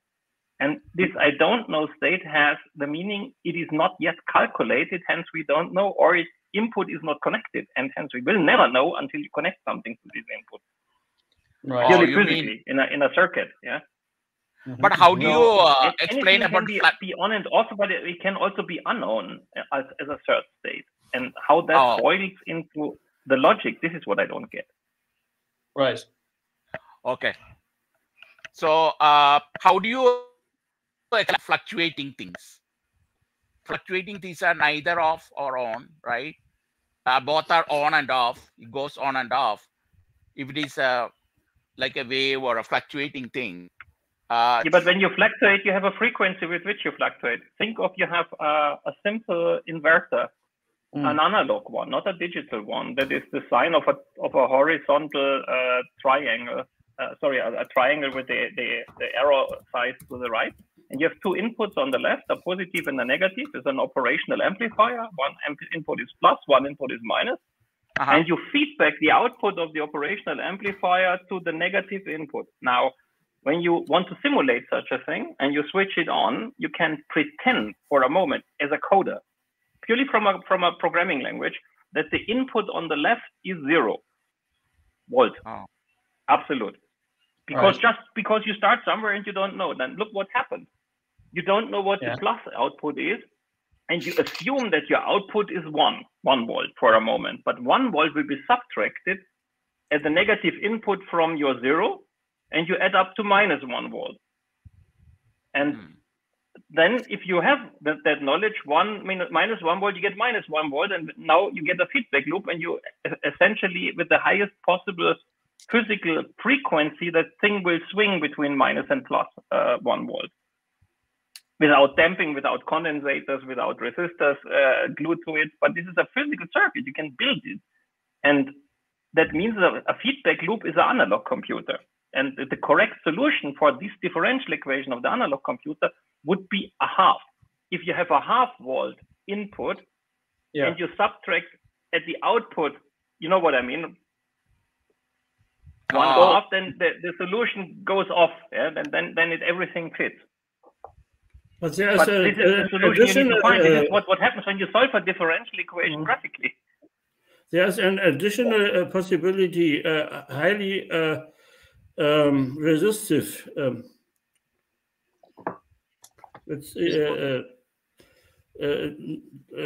Doesn't matter what is at the input. It's highly resistive, resistance. A third possibility. It cannot be tri-state, yeah. Then you switch it off there. Yes. Switch have tri-state inputs, and then they go to high amp input, and they have no meaning in your circuit. But that is what I mean. They essentially reflect the don't know state. Well, yes. It doesn't matter. Yet you need initial conditions. A simple thing like a differential analog circuit, 1 volt minus 0 volt gives 1 volt, 1 volt minus 1 volt gives 0 volt, will make a continuous output between 0 and 1 volt as a square signal. Not a sign, but an idealized square frequency. Okay. And it will have the frequency physical of the circuit's capability of physics. So when the circuitry is of gallium arsenide, it goes to the gigahertz or even higher. If it is of CMOS, it might end up with 1 megahertz or 2 megahertz, so whatever the chip is able to do. Okay. Well, so Rajan, you seem to be like offering up a different form of logic here. Yeah. You know, so we have a new form of logic in quantum.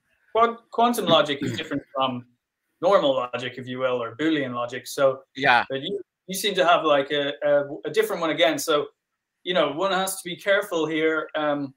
What you're describing, like, is it possible to understand this? Some logics might be beyond. Yeah. Yes, it's to understand. It's not 1.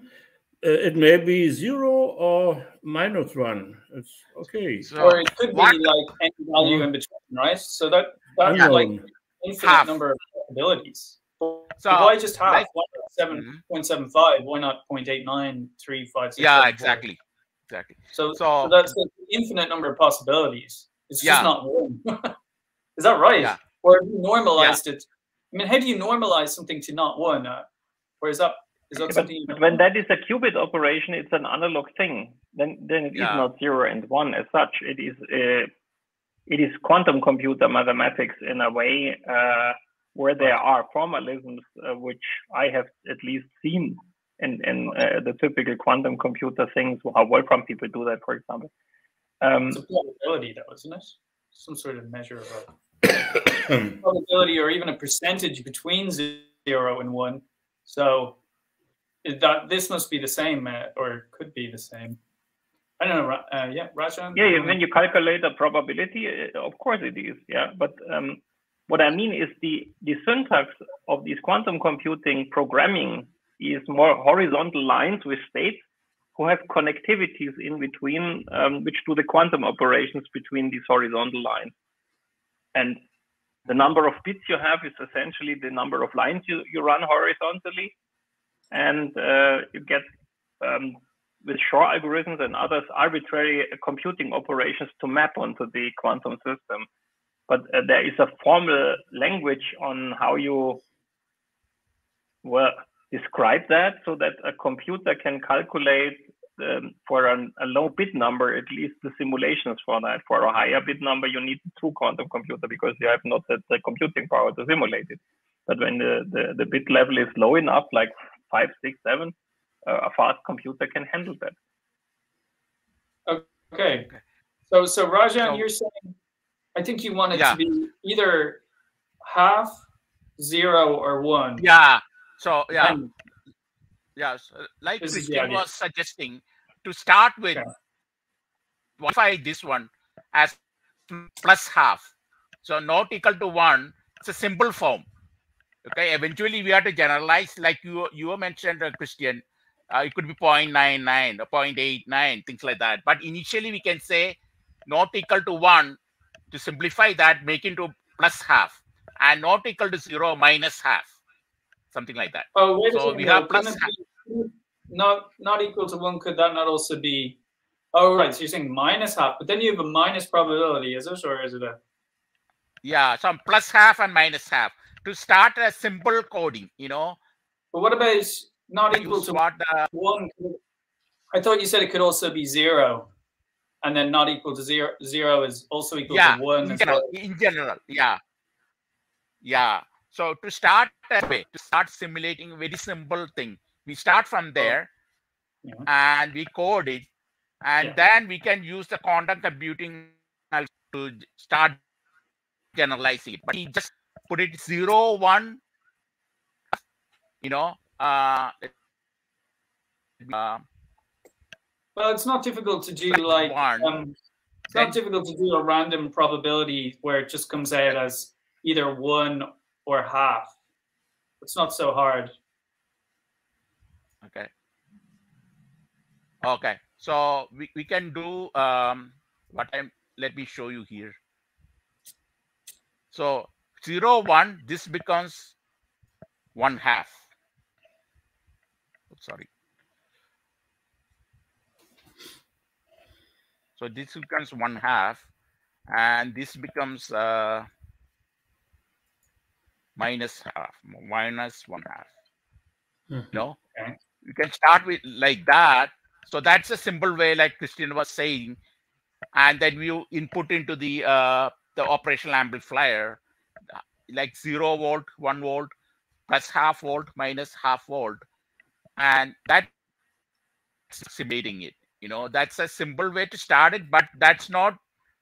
I want to generalize it. I mean, what this one, the top one, is that I want to generalize it, but to start with what we know now, we can do this kind of operation: 0, 1, Okay. minus, plus half, minus half, and then we start computing that. We code it, so we have some way of translating this into the computer, the normal computer thing. So we should get different results, and we start permutating it.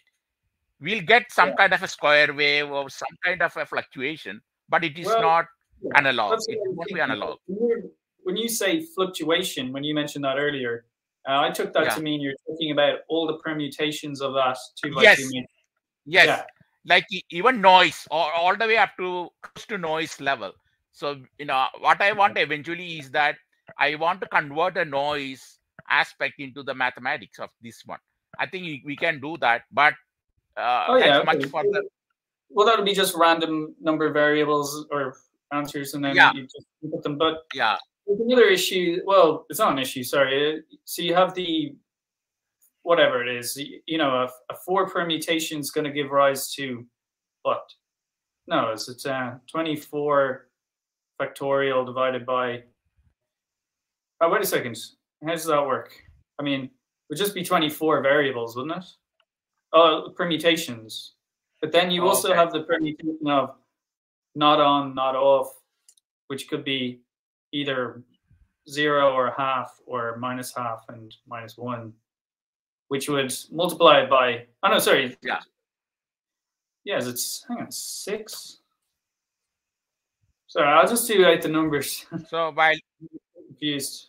So let me see the QL value in this case will be. I have to adjust the. Sorry. I have to change it later on, but QL will be equal to 0, 1 off will be off, right? And QG, evaluate that, plus half minus half, so plus half times on minus half times off.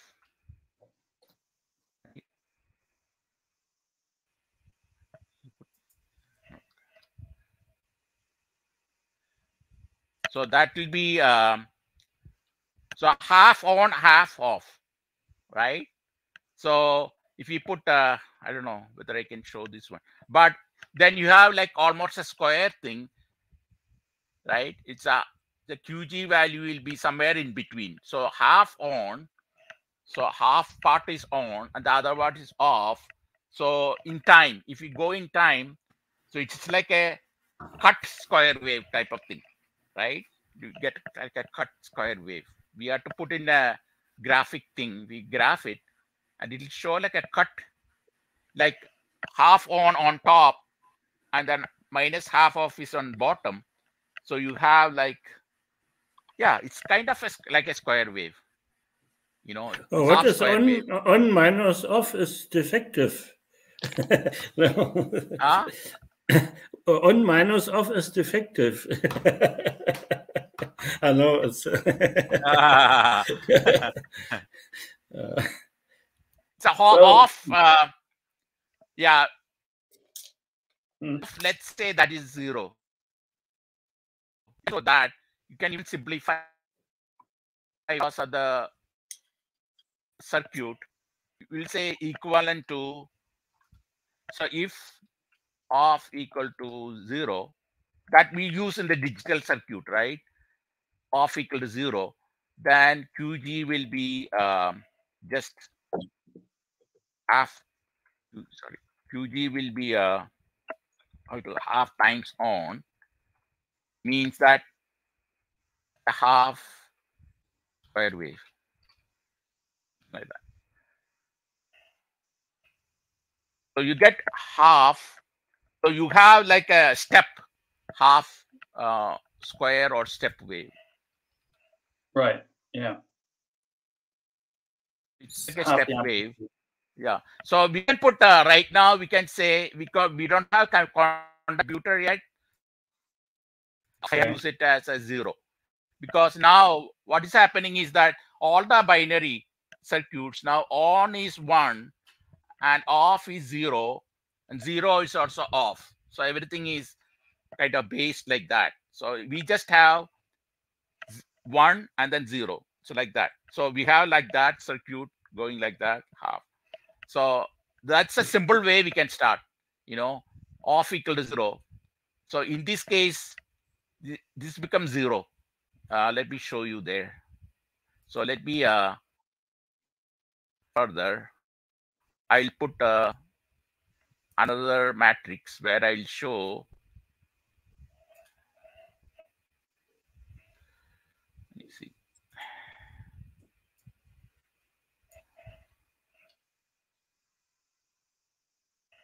Or quite simply,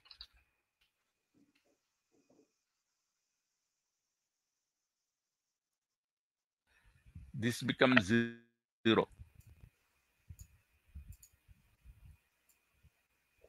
So off is 0, so which means that is 0. So in this case, this becomes a simple digital circuit.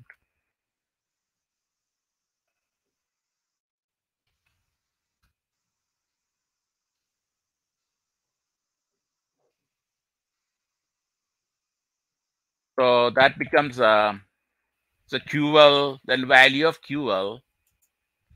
So QL will be like before, 0 times on will be 0, right?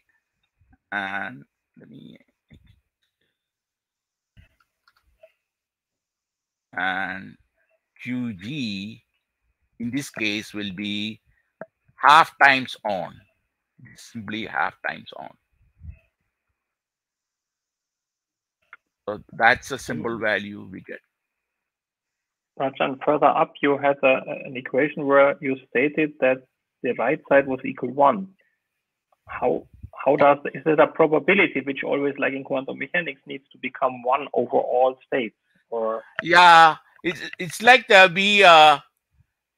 the probability, like we said, it's a multiplication instead of addition.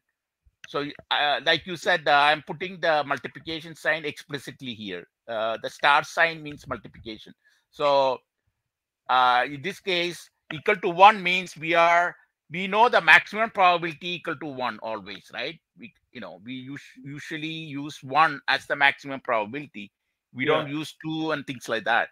So this means that this is a physical necessity. So that otherwise, you cannot have more than 100% probability. So if you scale from 0 to 1, I think this is the necessity. But if the right side is 1, isn't that limiting the ways you can have on the left side in a structural way?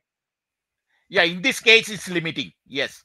So I want to generalize this, but this is for the simplicity of the time mode.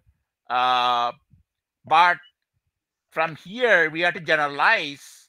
What happens when it is not equal to 1. That is, this is just a start. It's a one condition. But to generalize that, we have to say it can be one. Let me see.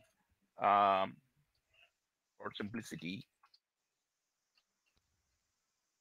it can, and then can be any value in 0 and 1. 0 to 1. Okay.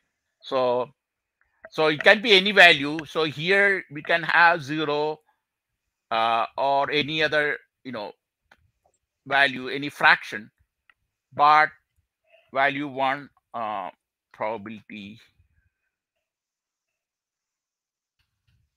0 to 1 probability, where 1 is maximum probability as used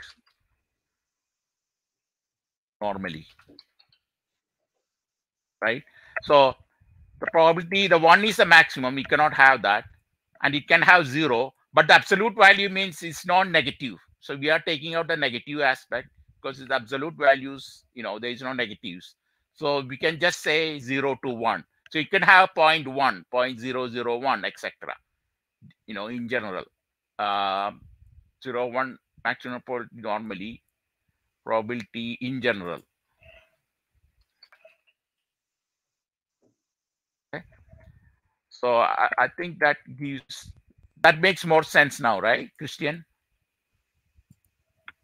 Does it I'm make still more not sense? sure I can follow the semantics, I fear. So especially when you think about what you mentioned before about curl and stuff, in my world, if this is my world, I'm coming from a computer world, but in the physics abstractions I know, they have geometric operations meaning in the sense, that like literally a curl is a wheel in a pool. Like you can rotate a stick in the water and get a curl, or when you enter the opening of your bath tube, then the water will curl down literally in this kind of operation. This is what I can know of a curl. So, but I cannot see at the moment with this syntax you use, and that might be a purely syntactical thing, or don't understand what we're doing here, how these operations unite together to a 1 on the side, or I hear what you explain when you talk to Christopher, but I cannot map that what you say to the semantics of the equations. This is the problem I have. And okay, let me point out. We don't have the time today, unfortunately. There's only a couple of minutes left, which this is going too far. Maybe we do it on a 1-and-1 later or something. Yeah. And I will try to find the paper on this curl and graph, which explained to me once what geometric operations these are actually when you look at them from a programming coder's point of view, or a non-math expert point of view, to put it this way. I have to really find that and show you what I mean when you should be able to take your theories and write it down in a syntax which an absolute beginner's child should understand in the sense of mathematical operations. Oh, yes. That is not possible with tensor mathematics, because then you need 200 pages of paper you print out. This is not what I mean. But for a single cell, a single line, which could compute of these hundreds or thousands of lines of a octonion or so, should be able to wrap down that you see what happens in detail by what is it? Not unconvoluting, but unrolling the matrix. Like modern computers take the matrices and do loop unrolling, if you know the operation. So it's like you get assembly code which is not looped anymore. Programming, technically, you loop over your columns and lines and in the matrix, but when you unroll that, you get pocket calculator operations, which is you multiply the cell C4 with a D5 and use floating point with 32 bits to do that, and then the next cell, and whatever the operation is. And the linear sequence of all that might be hidden behind three simple symbols like a gamma, a kappa, and some whatever rot in between. And it looks totally easy, but can be thousands of mathematical operations in that. Not really easy to code and to run that code, but it is looking easy. It's not at all easy. And this depends on the understanding of what symbols mean what relative to the input and the output. And what I'm lacking at the moment is still the input of that thing. What do we input there? What is the target, what we want to get out? So what is the sense of the calculation? What do we want to prove here? And then in detail, from the input to the output, as just an example line showing how you get there. I think you have to didactically teach that to a class which have never heard about your ideas, and then you cannot take abstractions which are just in your environment knowledgeable. I have a hard time following that. That is just. Yeah, I think it will take more than one session. But next time, maybe a pen and pencil, I'll put the camera there. But here also I can show by typing it in here. But I think if I show by hand, you know, more details. But what I initially want to see a simple example like this. Maybe you'll start with this one, like this one. For example, if I use this one, like a simple digital circuit, maybe we'll start from here. You know, and then we get this value. Yeah, but sorry, if zero is, if off is 0, then is on 1 in the generalized form. You don't seem to have replaced on with numerical value. And then if that's the reason is I want to keep. Right. Well, what is the physical like output of or interpretation of this at the end? Like that's also important.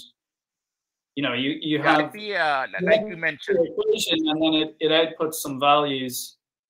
But those are it's about entanglement, isn't it? Ultimately. Yeah, entanglement and also decoherence. So let me put it like that, like you mentioned. So here is 1, right? Right. So this is 1. So then QL equal to 0. So actual values you get QL equal to 0 and QG equal to the actual values you get QG equal to half, right? Yeah. That's the simplest thing. So then you get the numerical values, you know, by replacing 0 off as 0 and on as 1 in a simple digital circuit. So I think we can start with like this one, you know, like the simple matrix. And then I think you should be now with your coding that you are done spinners. I think you should be able to do this now, right? Can you put this values? Yeah, I was going to work out the number of possible answers, and thinking it would be 6. Yeah. Now I'm thinking it might be less than that. If you just have 1 and 0 in the vector component, and there's no permutation of those. So it's I'd have to rework the permutation. You start with that. Yeah, you can do permutation. You can add next one. You can say, you know, you can change this value. Let me put it. That's the first one. So let me change it here. I mean, if you add in the different possibilities for 1/2, start not 1 and not 0, then you have more. But start. Okay. So and then let's say we put infinitely many answers. Okay, my dear fellows, I have to leave you here by now. As I said, I have a hard limit at 8. And thank you for the thank you very much. Time and the Christopher. When you have a summary time, where did the basis of that presentation of you had you given such presentation earlier already, or is it just a hobby from you going into the archaeology of that? Oh yeah, no, that was something I did maybe. I don't know how many years. A good few years ago, I wrote it in a book, a kind of a long book about different subjects. So, because should I ever visit Ireland again, and that would be a very interesting target if it's not too far off reachable from standard sites, and so it would be interesting. Yeah, that's it. You can get there. It's in Boyne, County Meath. It's an interesting place. I've been there, and it's something quite solemn about it when you're inside. You know, it's very, because it is a tomb after all. So it's strange that it still has that. Never heard about that so never seen that before. It's really interesting. Oh, right, yeah, and you can visit Noath as well when you're there. The two are kind of included in the journey. It's pretty interesting. I mean, there's obviously a lot of stuff up here in the north as well. So I'm gonna probably take some time off this summer and just go, you know, exploring around to see what there's to find. So it's pretty interesting. But there's a huge amount of standing stones and cairns and stuff in Ireland that you could visit, of course. Yeah, you just have to do. Other than that, I tried to find this mathematical paper to give you an idea what is helpful for my pure brain, which is ticking on the programmer side, not on the physicist side, to get more insight in what we are trying to dispute here. That would be helpful. Yeah, it would be, because I mean, you've got a 4 time vector with different types of time, and they seem to be referenced here or represented by zeros, ones, and halves. So yeah, I think I told you I have a book about string theory, which is quite old, about 20 years old or so. But I never got the concepts in any way really realistically understandable from that book. Yeah, it's very difficult. This is, of course, my fault on the end, but the mathematical concepts, as simple as they look when I map iSpace stuff to constants of nature, as difficult it looks for me when you map mathematical or purely mathematical matrix stuff to activities of objects in the real physical world, whatever dimensionality that might have. 3 or 10 or 6 or 7 in subspace, like in iSpace, I only see the exponents. So I cannot be sure that these exponents mean really that the space-time has that exponent, but it is suggestible. And the string theorists have this problem with this 0-dimensional stuff, that the piece of paper which they call brains is 0-dimensional on one end, which I believe is unphysical. That doesn't mean that the equation doesn't do what it should do by waving or so, but the object, any object, I believe seriously due to iSpace experience, needs to have a thickness. And this is the main problem of all integration and differentiations in the whole world. We're not only in physics, everywhere. This is approximative stuff when I'm right, and I don't think it is necessarily needed to do it that complicated. It should be much easier. When you have everything Lego, then there could be a way to do it in a discrete count your Legos and you're done concept principle. Well, what do you think of the Flatlander concept? You know, you know the way that it's often used as an analogy for different higher dimensional space times. You have the book Flatland, written by, was it Abbott or somebody like that, and I think it was a joke concept, like some sort of political commentary, but it's worked its way into mathematics now. And like, I think if you did have these beings living on a purely 2-dimensional field, I don't think that their view of that 2-dimensional plane would actually be 2-dimensional. They'd probably see it as a full 3D reality. That's just a thing that I believe. I'm not sure. Yeah, I've read the book about where a Flatlander tries to capture God, which was 3-dimensional from his Flatlander's position point of view. When the God puts a foot through his flatland, through means that for some second the foot of God was through, so the plane of flatland was right through a lower part of his foot, and they hit a knife horizontally in, a 2-dimensional one, then God couldn't put this foot out of the 2-dimensional area anymore. How does so that they work? Captured God in this book with this trick.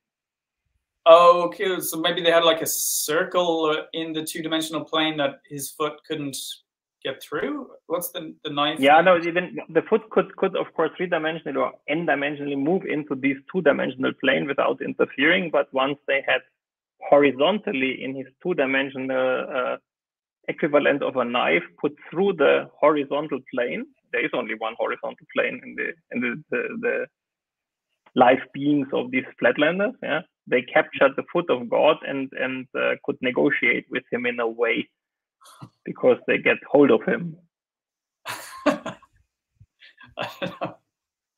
Yeah, God had no 10-dimensional way to escape the foot from this knife anymore. So at least in this logic of the book. Yeah. They could capture God. Yeah. Taking a cross-sectional slice of his foot or something and then holding on to it. This is how it would happen anyway. I'm not sure if anything 0-dimensional is valid geometry, let's be honest. Yeah. So anything Euclidean is just in your brain, it's just not real. Yeah, I mean, there could be some idea of like I'm partial to the concept of something being sliced with the 0 dimensionality almost. But yeah, I know what you mean. Yeah, it's just it's one of those things. This is the problem with all matrix equations as well. So a matrix leads to negative solutions, which gives rise to complex numbers. And I severely disagree with the concept of complex numbers. Yeah. They are really just in your brain. You were saying and the quantum mechanical people deal a lot with that. But when you look very, very deep and have books on that, not that I fully understand them, but I understand them well enough to see that all they are doing is cosinus phi times I sinus phi. And for that, I don't need the E function. The E function is a matter for easier integration and nothing else. All these quantum mechanical equations which tell you e to the power of I phi is an angle. They describe an angle. And when they add these up as scalars, then they add angles up. Like 40 degrees minus 20 degrees plus 10 degrees is some angle. Yeah. And then they compare it experimentally and said, well, this is what we find. Then they think that their value was correct. But the horribly complex equation which they start with is just to calculate that angle. And I could bet my ass that there is a simpler way of finding that angle when you understand the physics behind it and not trying to do it with super mathematical stuff to get to the actual result. Well, yeah, exactly. Read the papers of Edgar if you haven't done that. It really makes sense what he writes, and is in the end another way of telling Lego is real. You have only integer numbers, and then if you have an integer number over another integer number, you have a rational number, and that is all you ever need. And I completely agree. I completely agree because the way of I space when I defined that 20 years ago was that units are missing. So when you say you have nanometer as a unit or pixels as a unit, whatever you have to define the pixel with, and then you are allowed to tell 30 pixels over 25 pixels. This is a ratio. And that is not an approximation, this is exact. Whereas when you say, for example, 1 pixel over 3 pixels is 0.333, that is not exact and will never be, because a cake divided by 3 is a third plus a third plus a third, but is not 0.33333 period plus 0.333 period plus 0.333 period, because that doesn't exist. It's just in your brain. The third of a cake does exist because I can bake it and cut it, and that's it. On an atomic level, you cannot make the number of atoms per cake piece equal, but in theory, at least, you can by cutting it properly. Yeah. But when you do the cutting point to the center of the knife, then you will see that there is a center atom and the center of the cake which you cannot cut. How do you divide that up? So the problems when you discretize things. And that's why iSpace is so useful, because you can visualize that. You have always a center cell in iSpace where you start with. There is nothing not being a center cell when it's circular, because squares are not valid representations of iSpaces. And with true squares where you have not a center cell, you cannot do physics to get constants of nature. And I think that is not accidental. And in that sense, the geometry behind your ideas and your models, be it discrete or non-discrete, needs to be visualizable by code, essentially. in one way or another. But sorry, I'm an electrotechnician, and I believe in complex numbers.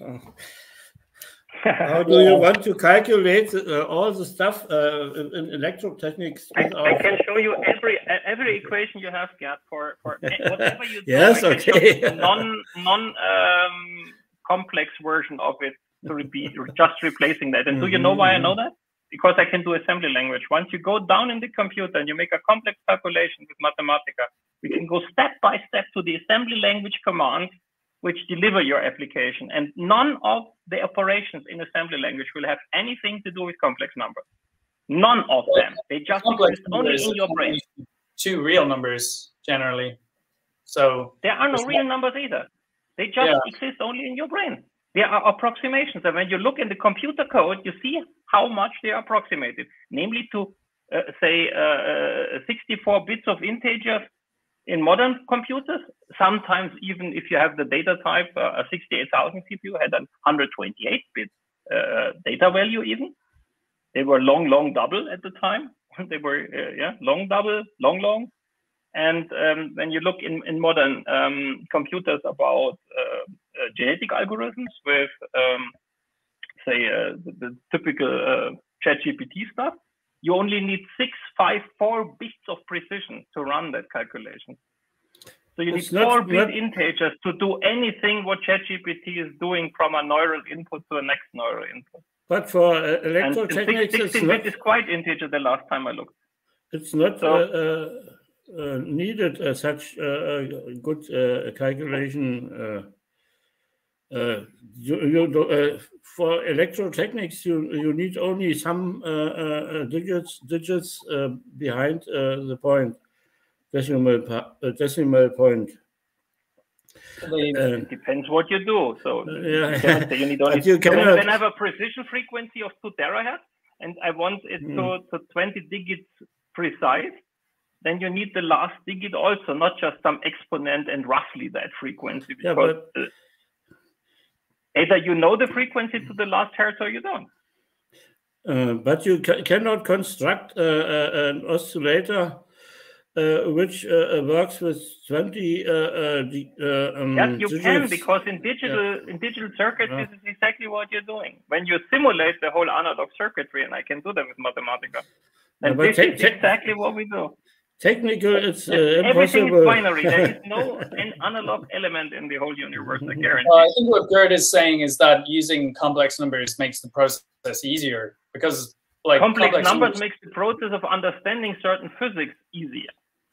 Seemingly easier at first sight. Is dropped anyway in the actual. What I'm saying is a mathematical tool. Don't underestimate that. You learn it in school very early, and hence you tend to believe that circles are round. And I can show you that they are not always round, because at school they forgot to tell you that there is something called a distance definition. They just forgot to tell you that. Isn't that nasty? So circles are what you define them. Well, I mean, and when you look very, very detailed on a computer screen which has pixels, you will never see a true circle. You will see pixels which look like a circle when you antialize them properly.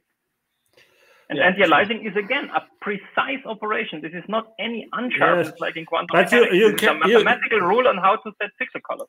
You cannot make a network electrical network analysis without complex numbers. Because if the network is too complicated,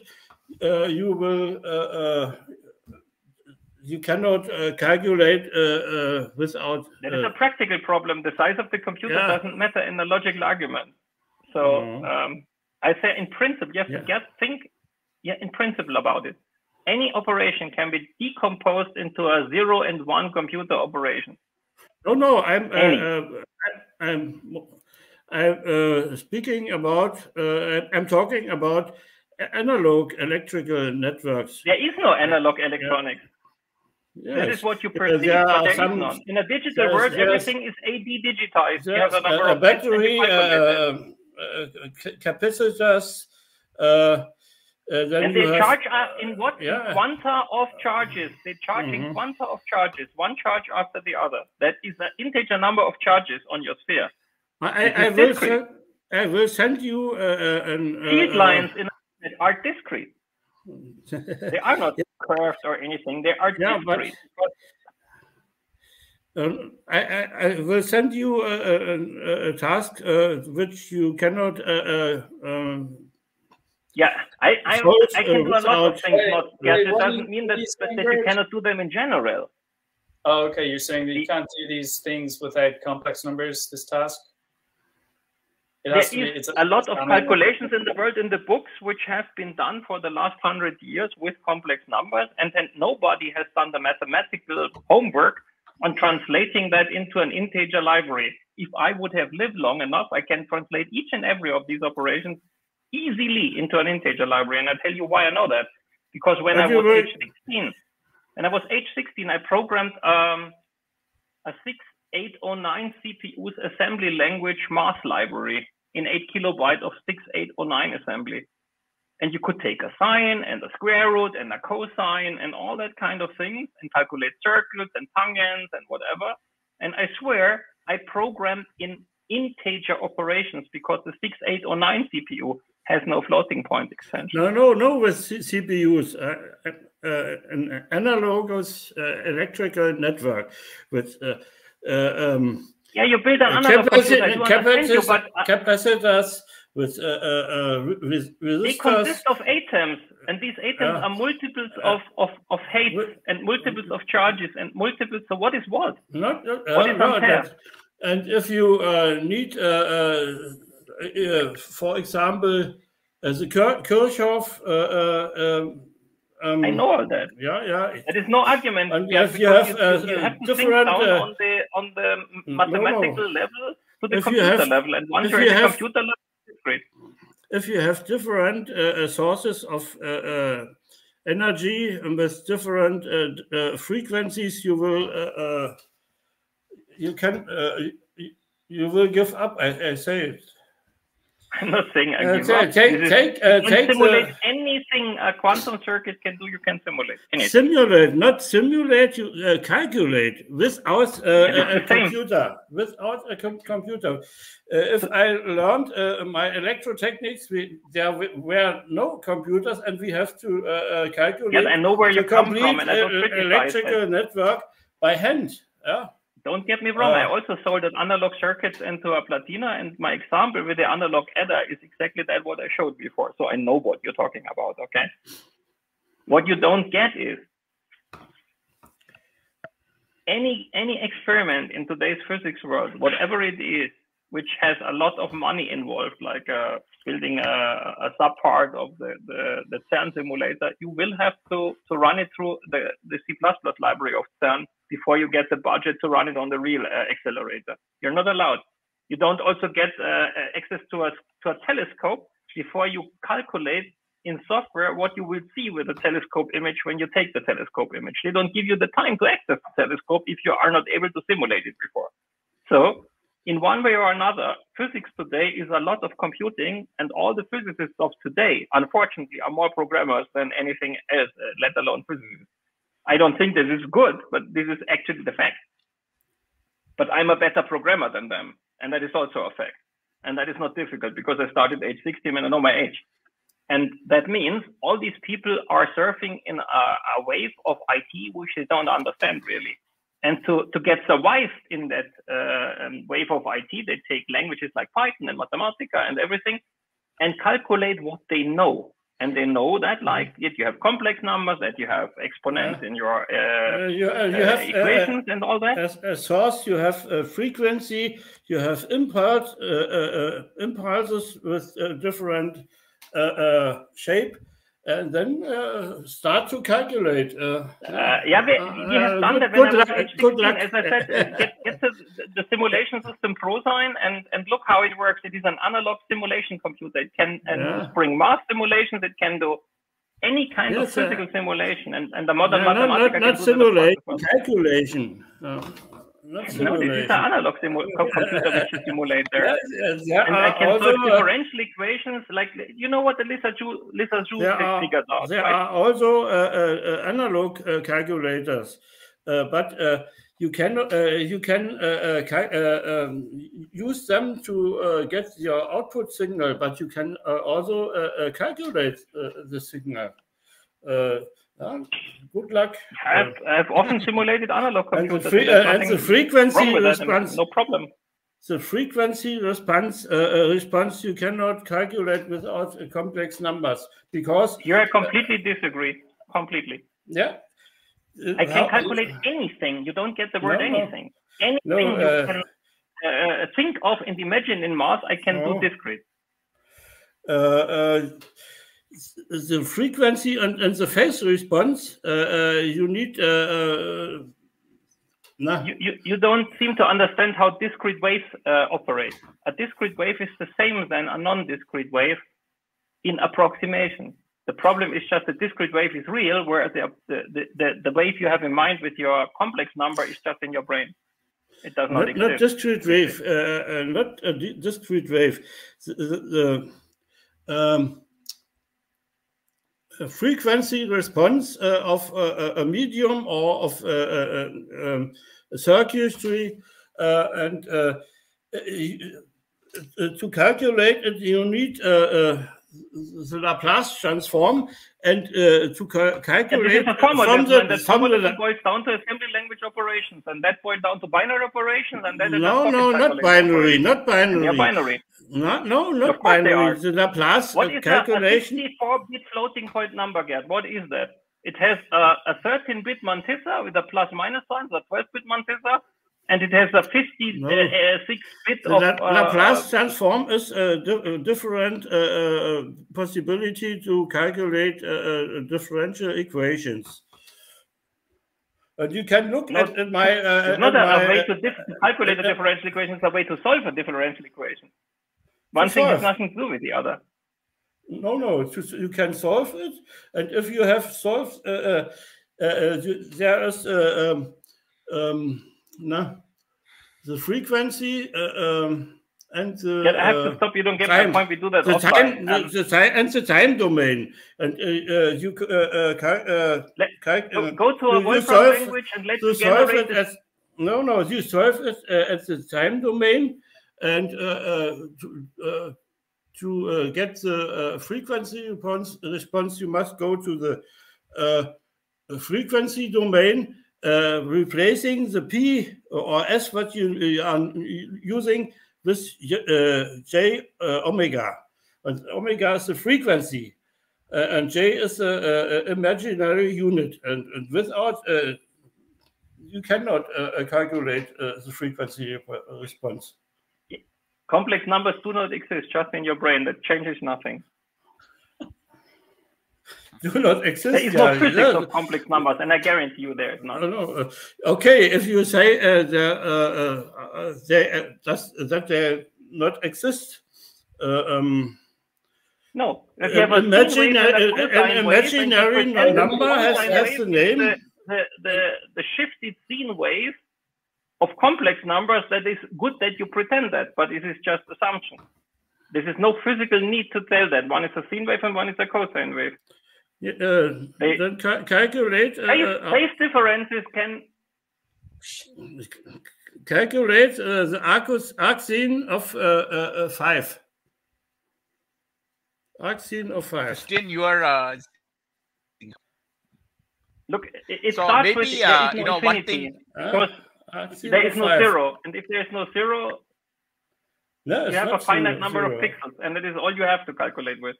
And you can choose the number of pixels as high as you need for your precision, but that doesn't give you a complex number in any way. I only accept if you say imaginary numbers doesn't exist because they are imaginary. That's okay. That has nothing to do with the word imaginary. It's just, if you span a coordinate system by 90 degrees to help you position an x and y coordinate, I can give you the equation x squared plus y squared is z squared, and that makes a perfect circle. You are right, but you cannot imaginary number. What I don't allow you is to take the square root of -1. That is just bullshit. That is you are right. You are right, but you cannot calculate. You cannot calculate a more complex systems. There is no root of you can. -1. You can. Nonsense. No. You can take a third coordinate. Then you have a hyper complex number. Mathematical shit can be done in a lot of ways, but it still keeps mathematical shit. If you boil down to the computer code, you will see it's integer operations linearly executed like a Turing machine. And that is binary and nothing else. Forget your computers. That's not... no, don't forget mathematics exists. Nothing. Mathematics exists also without computers. In your brain. In your brain, like the circle. Not Circle only is round, in my brain. Is an infinite number. And by the way, Gerd, that is interesting. Most people think that pi is an irrational number, and the most irrational number is not pi, but golden ratio. That is a mathematical proof. And aside of that, golden ratio can be approximated by a simple ratio, 8/5. Then you know, Fibonacci ratio, So the golden ratio shows you immediately that it is not. I say the golden ratio doesn't exist. They are integers.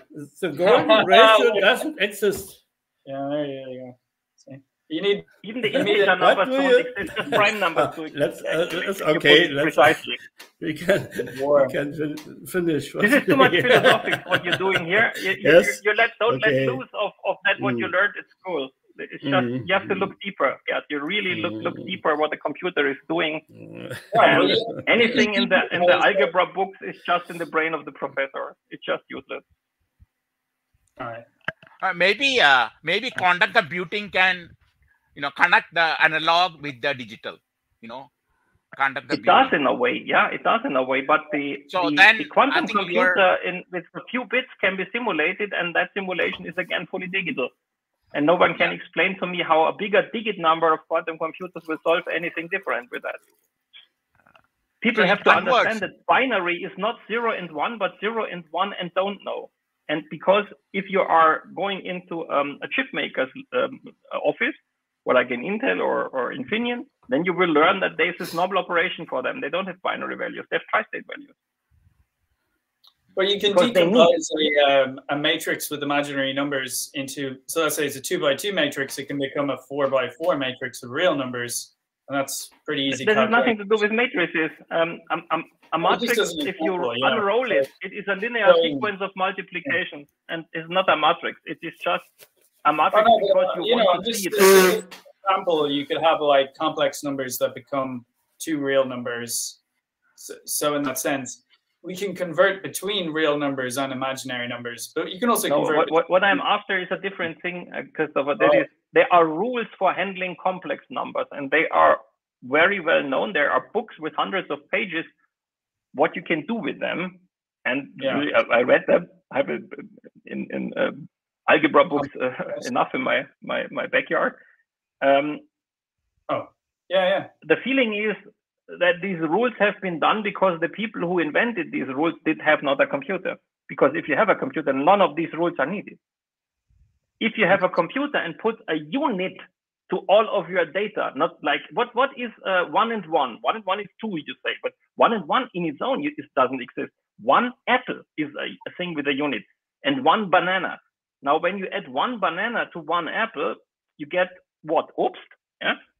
So this is one banana and one apple is not two. It's just two things or what? You need a unit always. And when you need a unit, then one of the most tricky things is the minus sign. Why do you have a minus sign? Because you invented a zero.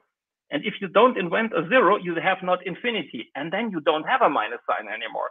And if you have no minus sign, you will never take the root of -1 because I removed the minus sign out of your mathematical bag. So there will not be complex numbers because we don't even have a minus sign. It's not needed. So when you have 10 apples, you have 10 apples and you subtract 11 apples from that. What is that? -1 apple? No, it is one missing apple. This is +1 missing apple. You have just changed the unit. One of them, Christian is a You don't need categorization. minus sign. Minus sign is evil, because evil minus sign is helping you together with evil 0 to get an even maximum evil infinity. And that spans all of your calculus. Congratulations for nothing. Cool. If you're a computer programmer, you see all that is tant. It is helpful tant sometimes in school, because you can quickly solve an equation on a chalkboard, which otherwise would not fit on the chalkboard. I agree. But we have computers. There nothing needs to fit on chalkboard. We don't have pencil and paper anymore. We don't need that. We use a mathematic and we're done. It can be arbitrary size numbers, arbitrary units with arbitrary amount of memory, and it just works. We don't need it. So why have it? It's superfluous. It's in your brain, as I said. It's not wrong. I'm not saying mathematics is wrong. What I'm saying is superfluous. Superfluous, yeah. When you execute mathematics on a computer, it boils down to assembly language, one way or another. And assembly language means bit for bit operations on memory. And memory is discrete per definition. And everything else, what you interpret, what these bits mean, is just in your brain. And when you want the interpretation that you do a cosine of a complex number, so be it. But it is just in your brain. It does not exist. I wonder. Yes. Okay. One I have to way, leave. Sorry, guys. one way, Thank you very much, Christian. That was interesting. Yeah, sure. one way. Bye. I appreciate your perspective. Thank you very much. Yeah. Okay. Very interesting I think thing Rajan, that you you're had, trying to get a debate. word in there. Go on. Thank you. Yeah, it was very interesting today. Yeah. Oh yeah. Felix. I mean, I think it's very important. I think you're talking about the electrical circuit. I had talked about it, and I think you had a wonderful debate or discussion, because it's a difference between analog and digital. I think it's very, very important. I think we'll discuss more, but I think that is the main. Yeah. Yeah, Yes. that's the main thing. Calculus is not only digital, and maybe also analog, because you can use a slide rule. From Oh yeah. Slide. Wait. Like a slide ruler, like this. That's analog. True. See, analog. If you go to pixel or to the bit, you can convert analog into digital, right? That's what Christian was saying. Kind of what Christian was kind of implying, I think, because any analog, when you go to the bit level, any analog you can convert into a set of bits. Yeah. And ask your bank teller. There are also negative numbers. Yeah. But you were saying, I think it's a matter of categorization. One of the things I see, that he said you cannot have one apple plus one orange, but you convert a category, you say a fruit. Okay. So you go to the next level. So there are two fruits. Now you figure out what these two fruits are. So you change the category. You change the category. Two pieces. Or you can have minus $5,000 at your bank account. bank. But you can say, instead of minus, you can say remove or debit. You say debit of 5,000, credit of yes. And that categorization. See, that's category. So instead of using minus and plus, you can use category. That's all. So I think that's what Christian is saying. Like, instead of saying minus and plus, you say credit and debit. You have debit of $5,000 and credit of $10,000, something. So all together. I think one thing you could say, you could have you could minus, on the health scale, you could be like less healthy gradually, but then you get death as well. So is that zero? Then you categorize again: health versus disease, or health versus less healthy. Let's yeah. So you categorize. Categorize instead of plus and minus. You categorize and then say so everything will be absolute values. You can convert that. You can convert using category theory. That's what I'm trying to do. I'm trying to make into category theory. So you can remove finally. You can do symbol operation, multiplication and addition. That's it. Yeah. And even multiplication actually is it's an addition. If we say 1 times 2 times 3, it's like adding 2 plus 2 plus 2, right? With computers, you can do that. So you can finally say everything is a simple operation of addition or multiplication. That's a well-known example with the bus where 5 the bus is starting with 5 passengers, and then 10 passengers leave the bus. How many passengers must enter the bus at the next station? Yeah, I mean, it's a question of missing things. Yeah. How does that work though? Because you only have 5 people and 10 get off. It's a missing information. Yes, right. That's you know it better, yes. It's a missing information. It's like something is missing there. Something. So that's a category. Another category called missing or unexplainable. If you categorize that, then you change it. The easiest category is pieces. Yes. Category is pieces. Yeah, pieces you can say. Objects, yeah, pieces. Yeah. So I think that way. And then you start discriminating. You start sorting out what that each one is. Like you say, okay, there are two pieces, let's say, and then you look into the box and say, okay, oh, that's 1 apple and 1 orange, like that, or there are 2 apples. So you go category means you develop a flow chart or a step things, right?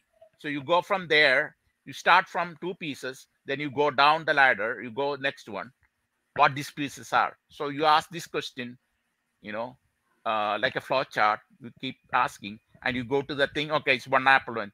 Like like Chat GPT is saying. I was trying yesterday Chat GPT on the Bing, and I put a value how to maximize time. So it gives some answer.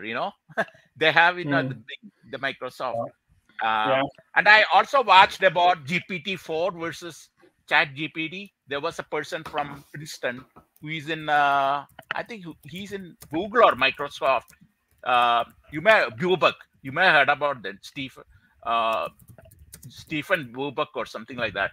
I think he had developed GPT-4. He's one of the leaders in that, and he's saying GPT-4 has some intelligence, whereas Chat GPT does not have intelligence, something like that. So, so I can associate with that. I think there is a lot of things you can do, and I'm trying to right now put out. I mean, I'm thinking about it, and they were saying that if you have an idea, you can send it, and I have an idea to start. Christopher, you are in that. I just want to just put that idea through. You can think about it, and probably we can write a proposal. Because if we win, we can get $25,000, up to $25,000. Yeah, we had to put a design there or a prototype. So one of the things that I think about GPT-4 is that you convert into like one robot does Chat GPT, the other robot does GPT-4, right? And the 2 robots are interacting with each other.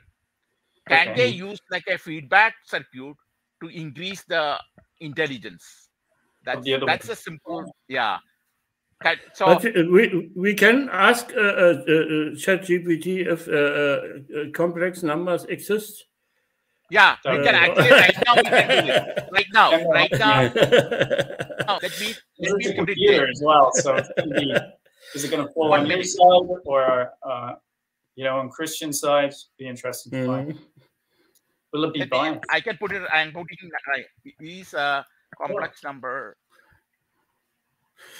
But I think he is throwing the baby with the bathwater. Yeah. Water. Yes. I had to mute him there just to allow you to get some answers in. I think that might be something. I don't like doing that, but sometimes it's necessary. I think I had another concept. Square root of I is -1, so then like I times I being -1, so it's like plus I times plus I equals a negative, which is the kind of the opposite of the normal rule. So you could go -I times -I equals +1, and so on. But then you can't do it with division, though. So if you try and divide -I by -I or I by I, you just get 1. So that's back to the normal rules of parity, if you will, signs. And so if it is a space, the way they talk about these groups, where it always works back. It's not closed under division, so it's a group with only multiplication in it. In that sense, if we're looking at it from that as a new kind of logical sign-based system, which has there are plenty of things which aren't closed under division anyway. You think of as divide by 0, for instance. So it's not necessary. Yeah. And interestingly enough, Christian's whole model is based on multiplication anyway. So in that sense, that's kind of what I did as well at the beginning. You just multiply everything, multiply all the quaternions together, and you get interesting shapes building up in space, which were all kind of, for some strange reason, octagonal in nature, like they had 8 sides. Octahedral, I should say. I hope multiplication really exists. I'm not sure. Well, as Rajan pointed out, it's 5th edition anyway, so actually it doesn't. Same with exponents. So yeah, you can reduce everything down. So okay, so we'll leave it there, will we? And I'll catch you perhaps next week, or we might even, if there's nothing going on next week, we can just want to show what that. Well, maybe I'm waiting for the next. Show the. A moment. There was. 1 minute. Oh yeah, sure. Yeah, go on, Gerd. There. What were you saying? There was.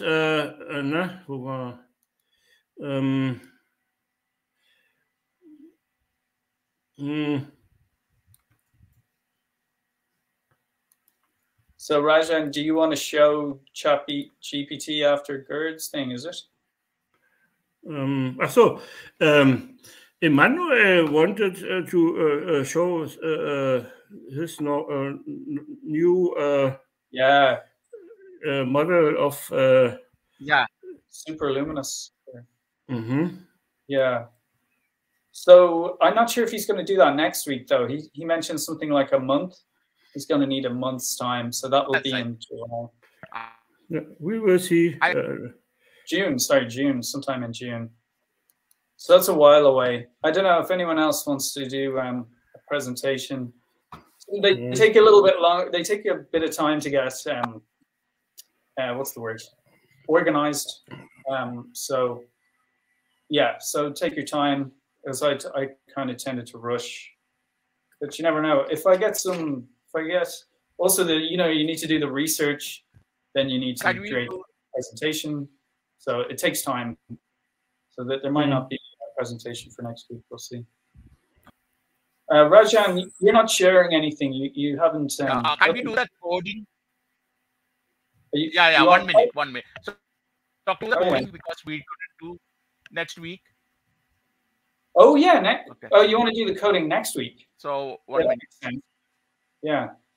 Yeah.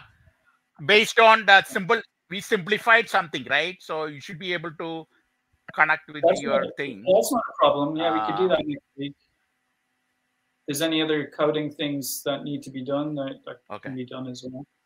Okay, that's a good idea. That's a bit of a... Yeah, I mean, what we discussed today.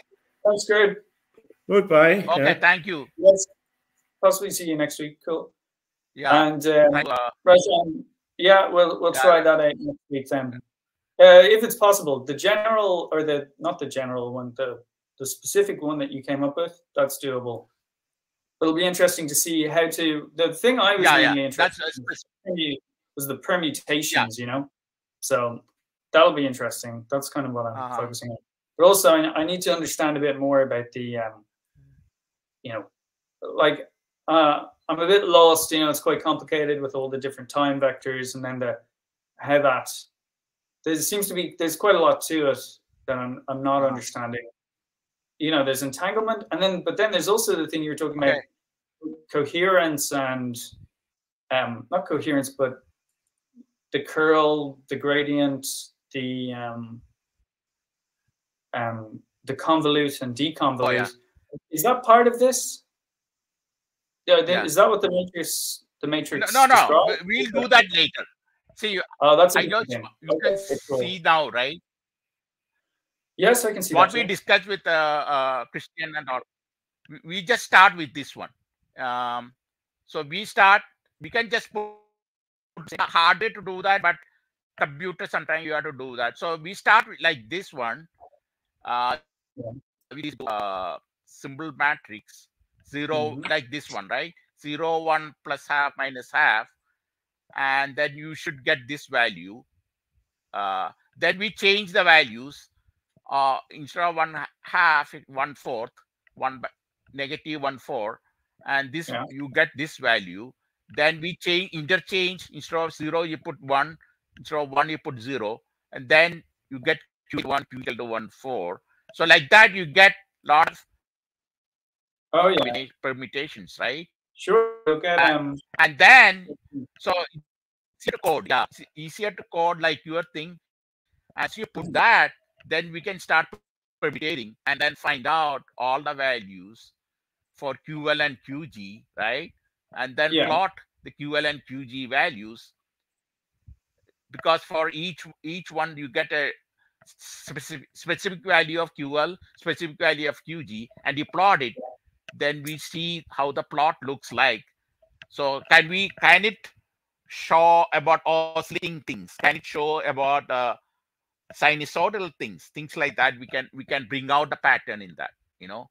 So then I think, you know, we are actually similar. Yeah. So that's one way to start, you know, the coding aspect. Simplest way, I think. Absolutely. No, that sounds like a plan. Yeah. That's doable. Yeah. And then put it in your. The 1 0 is really just saying this one is on, and the 0 1 is saying off. Right. Yeah.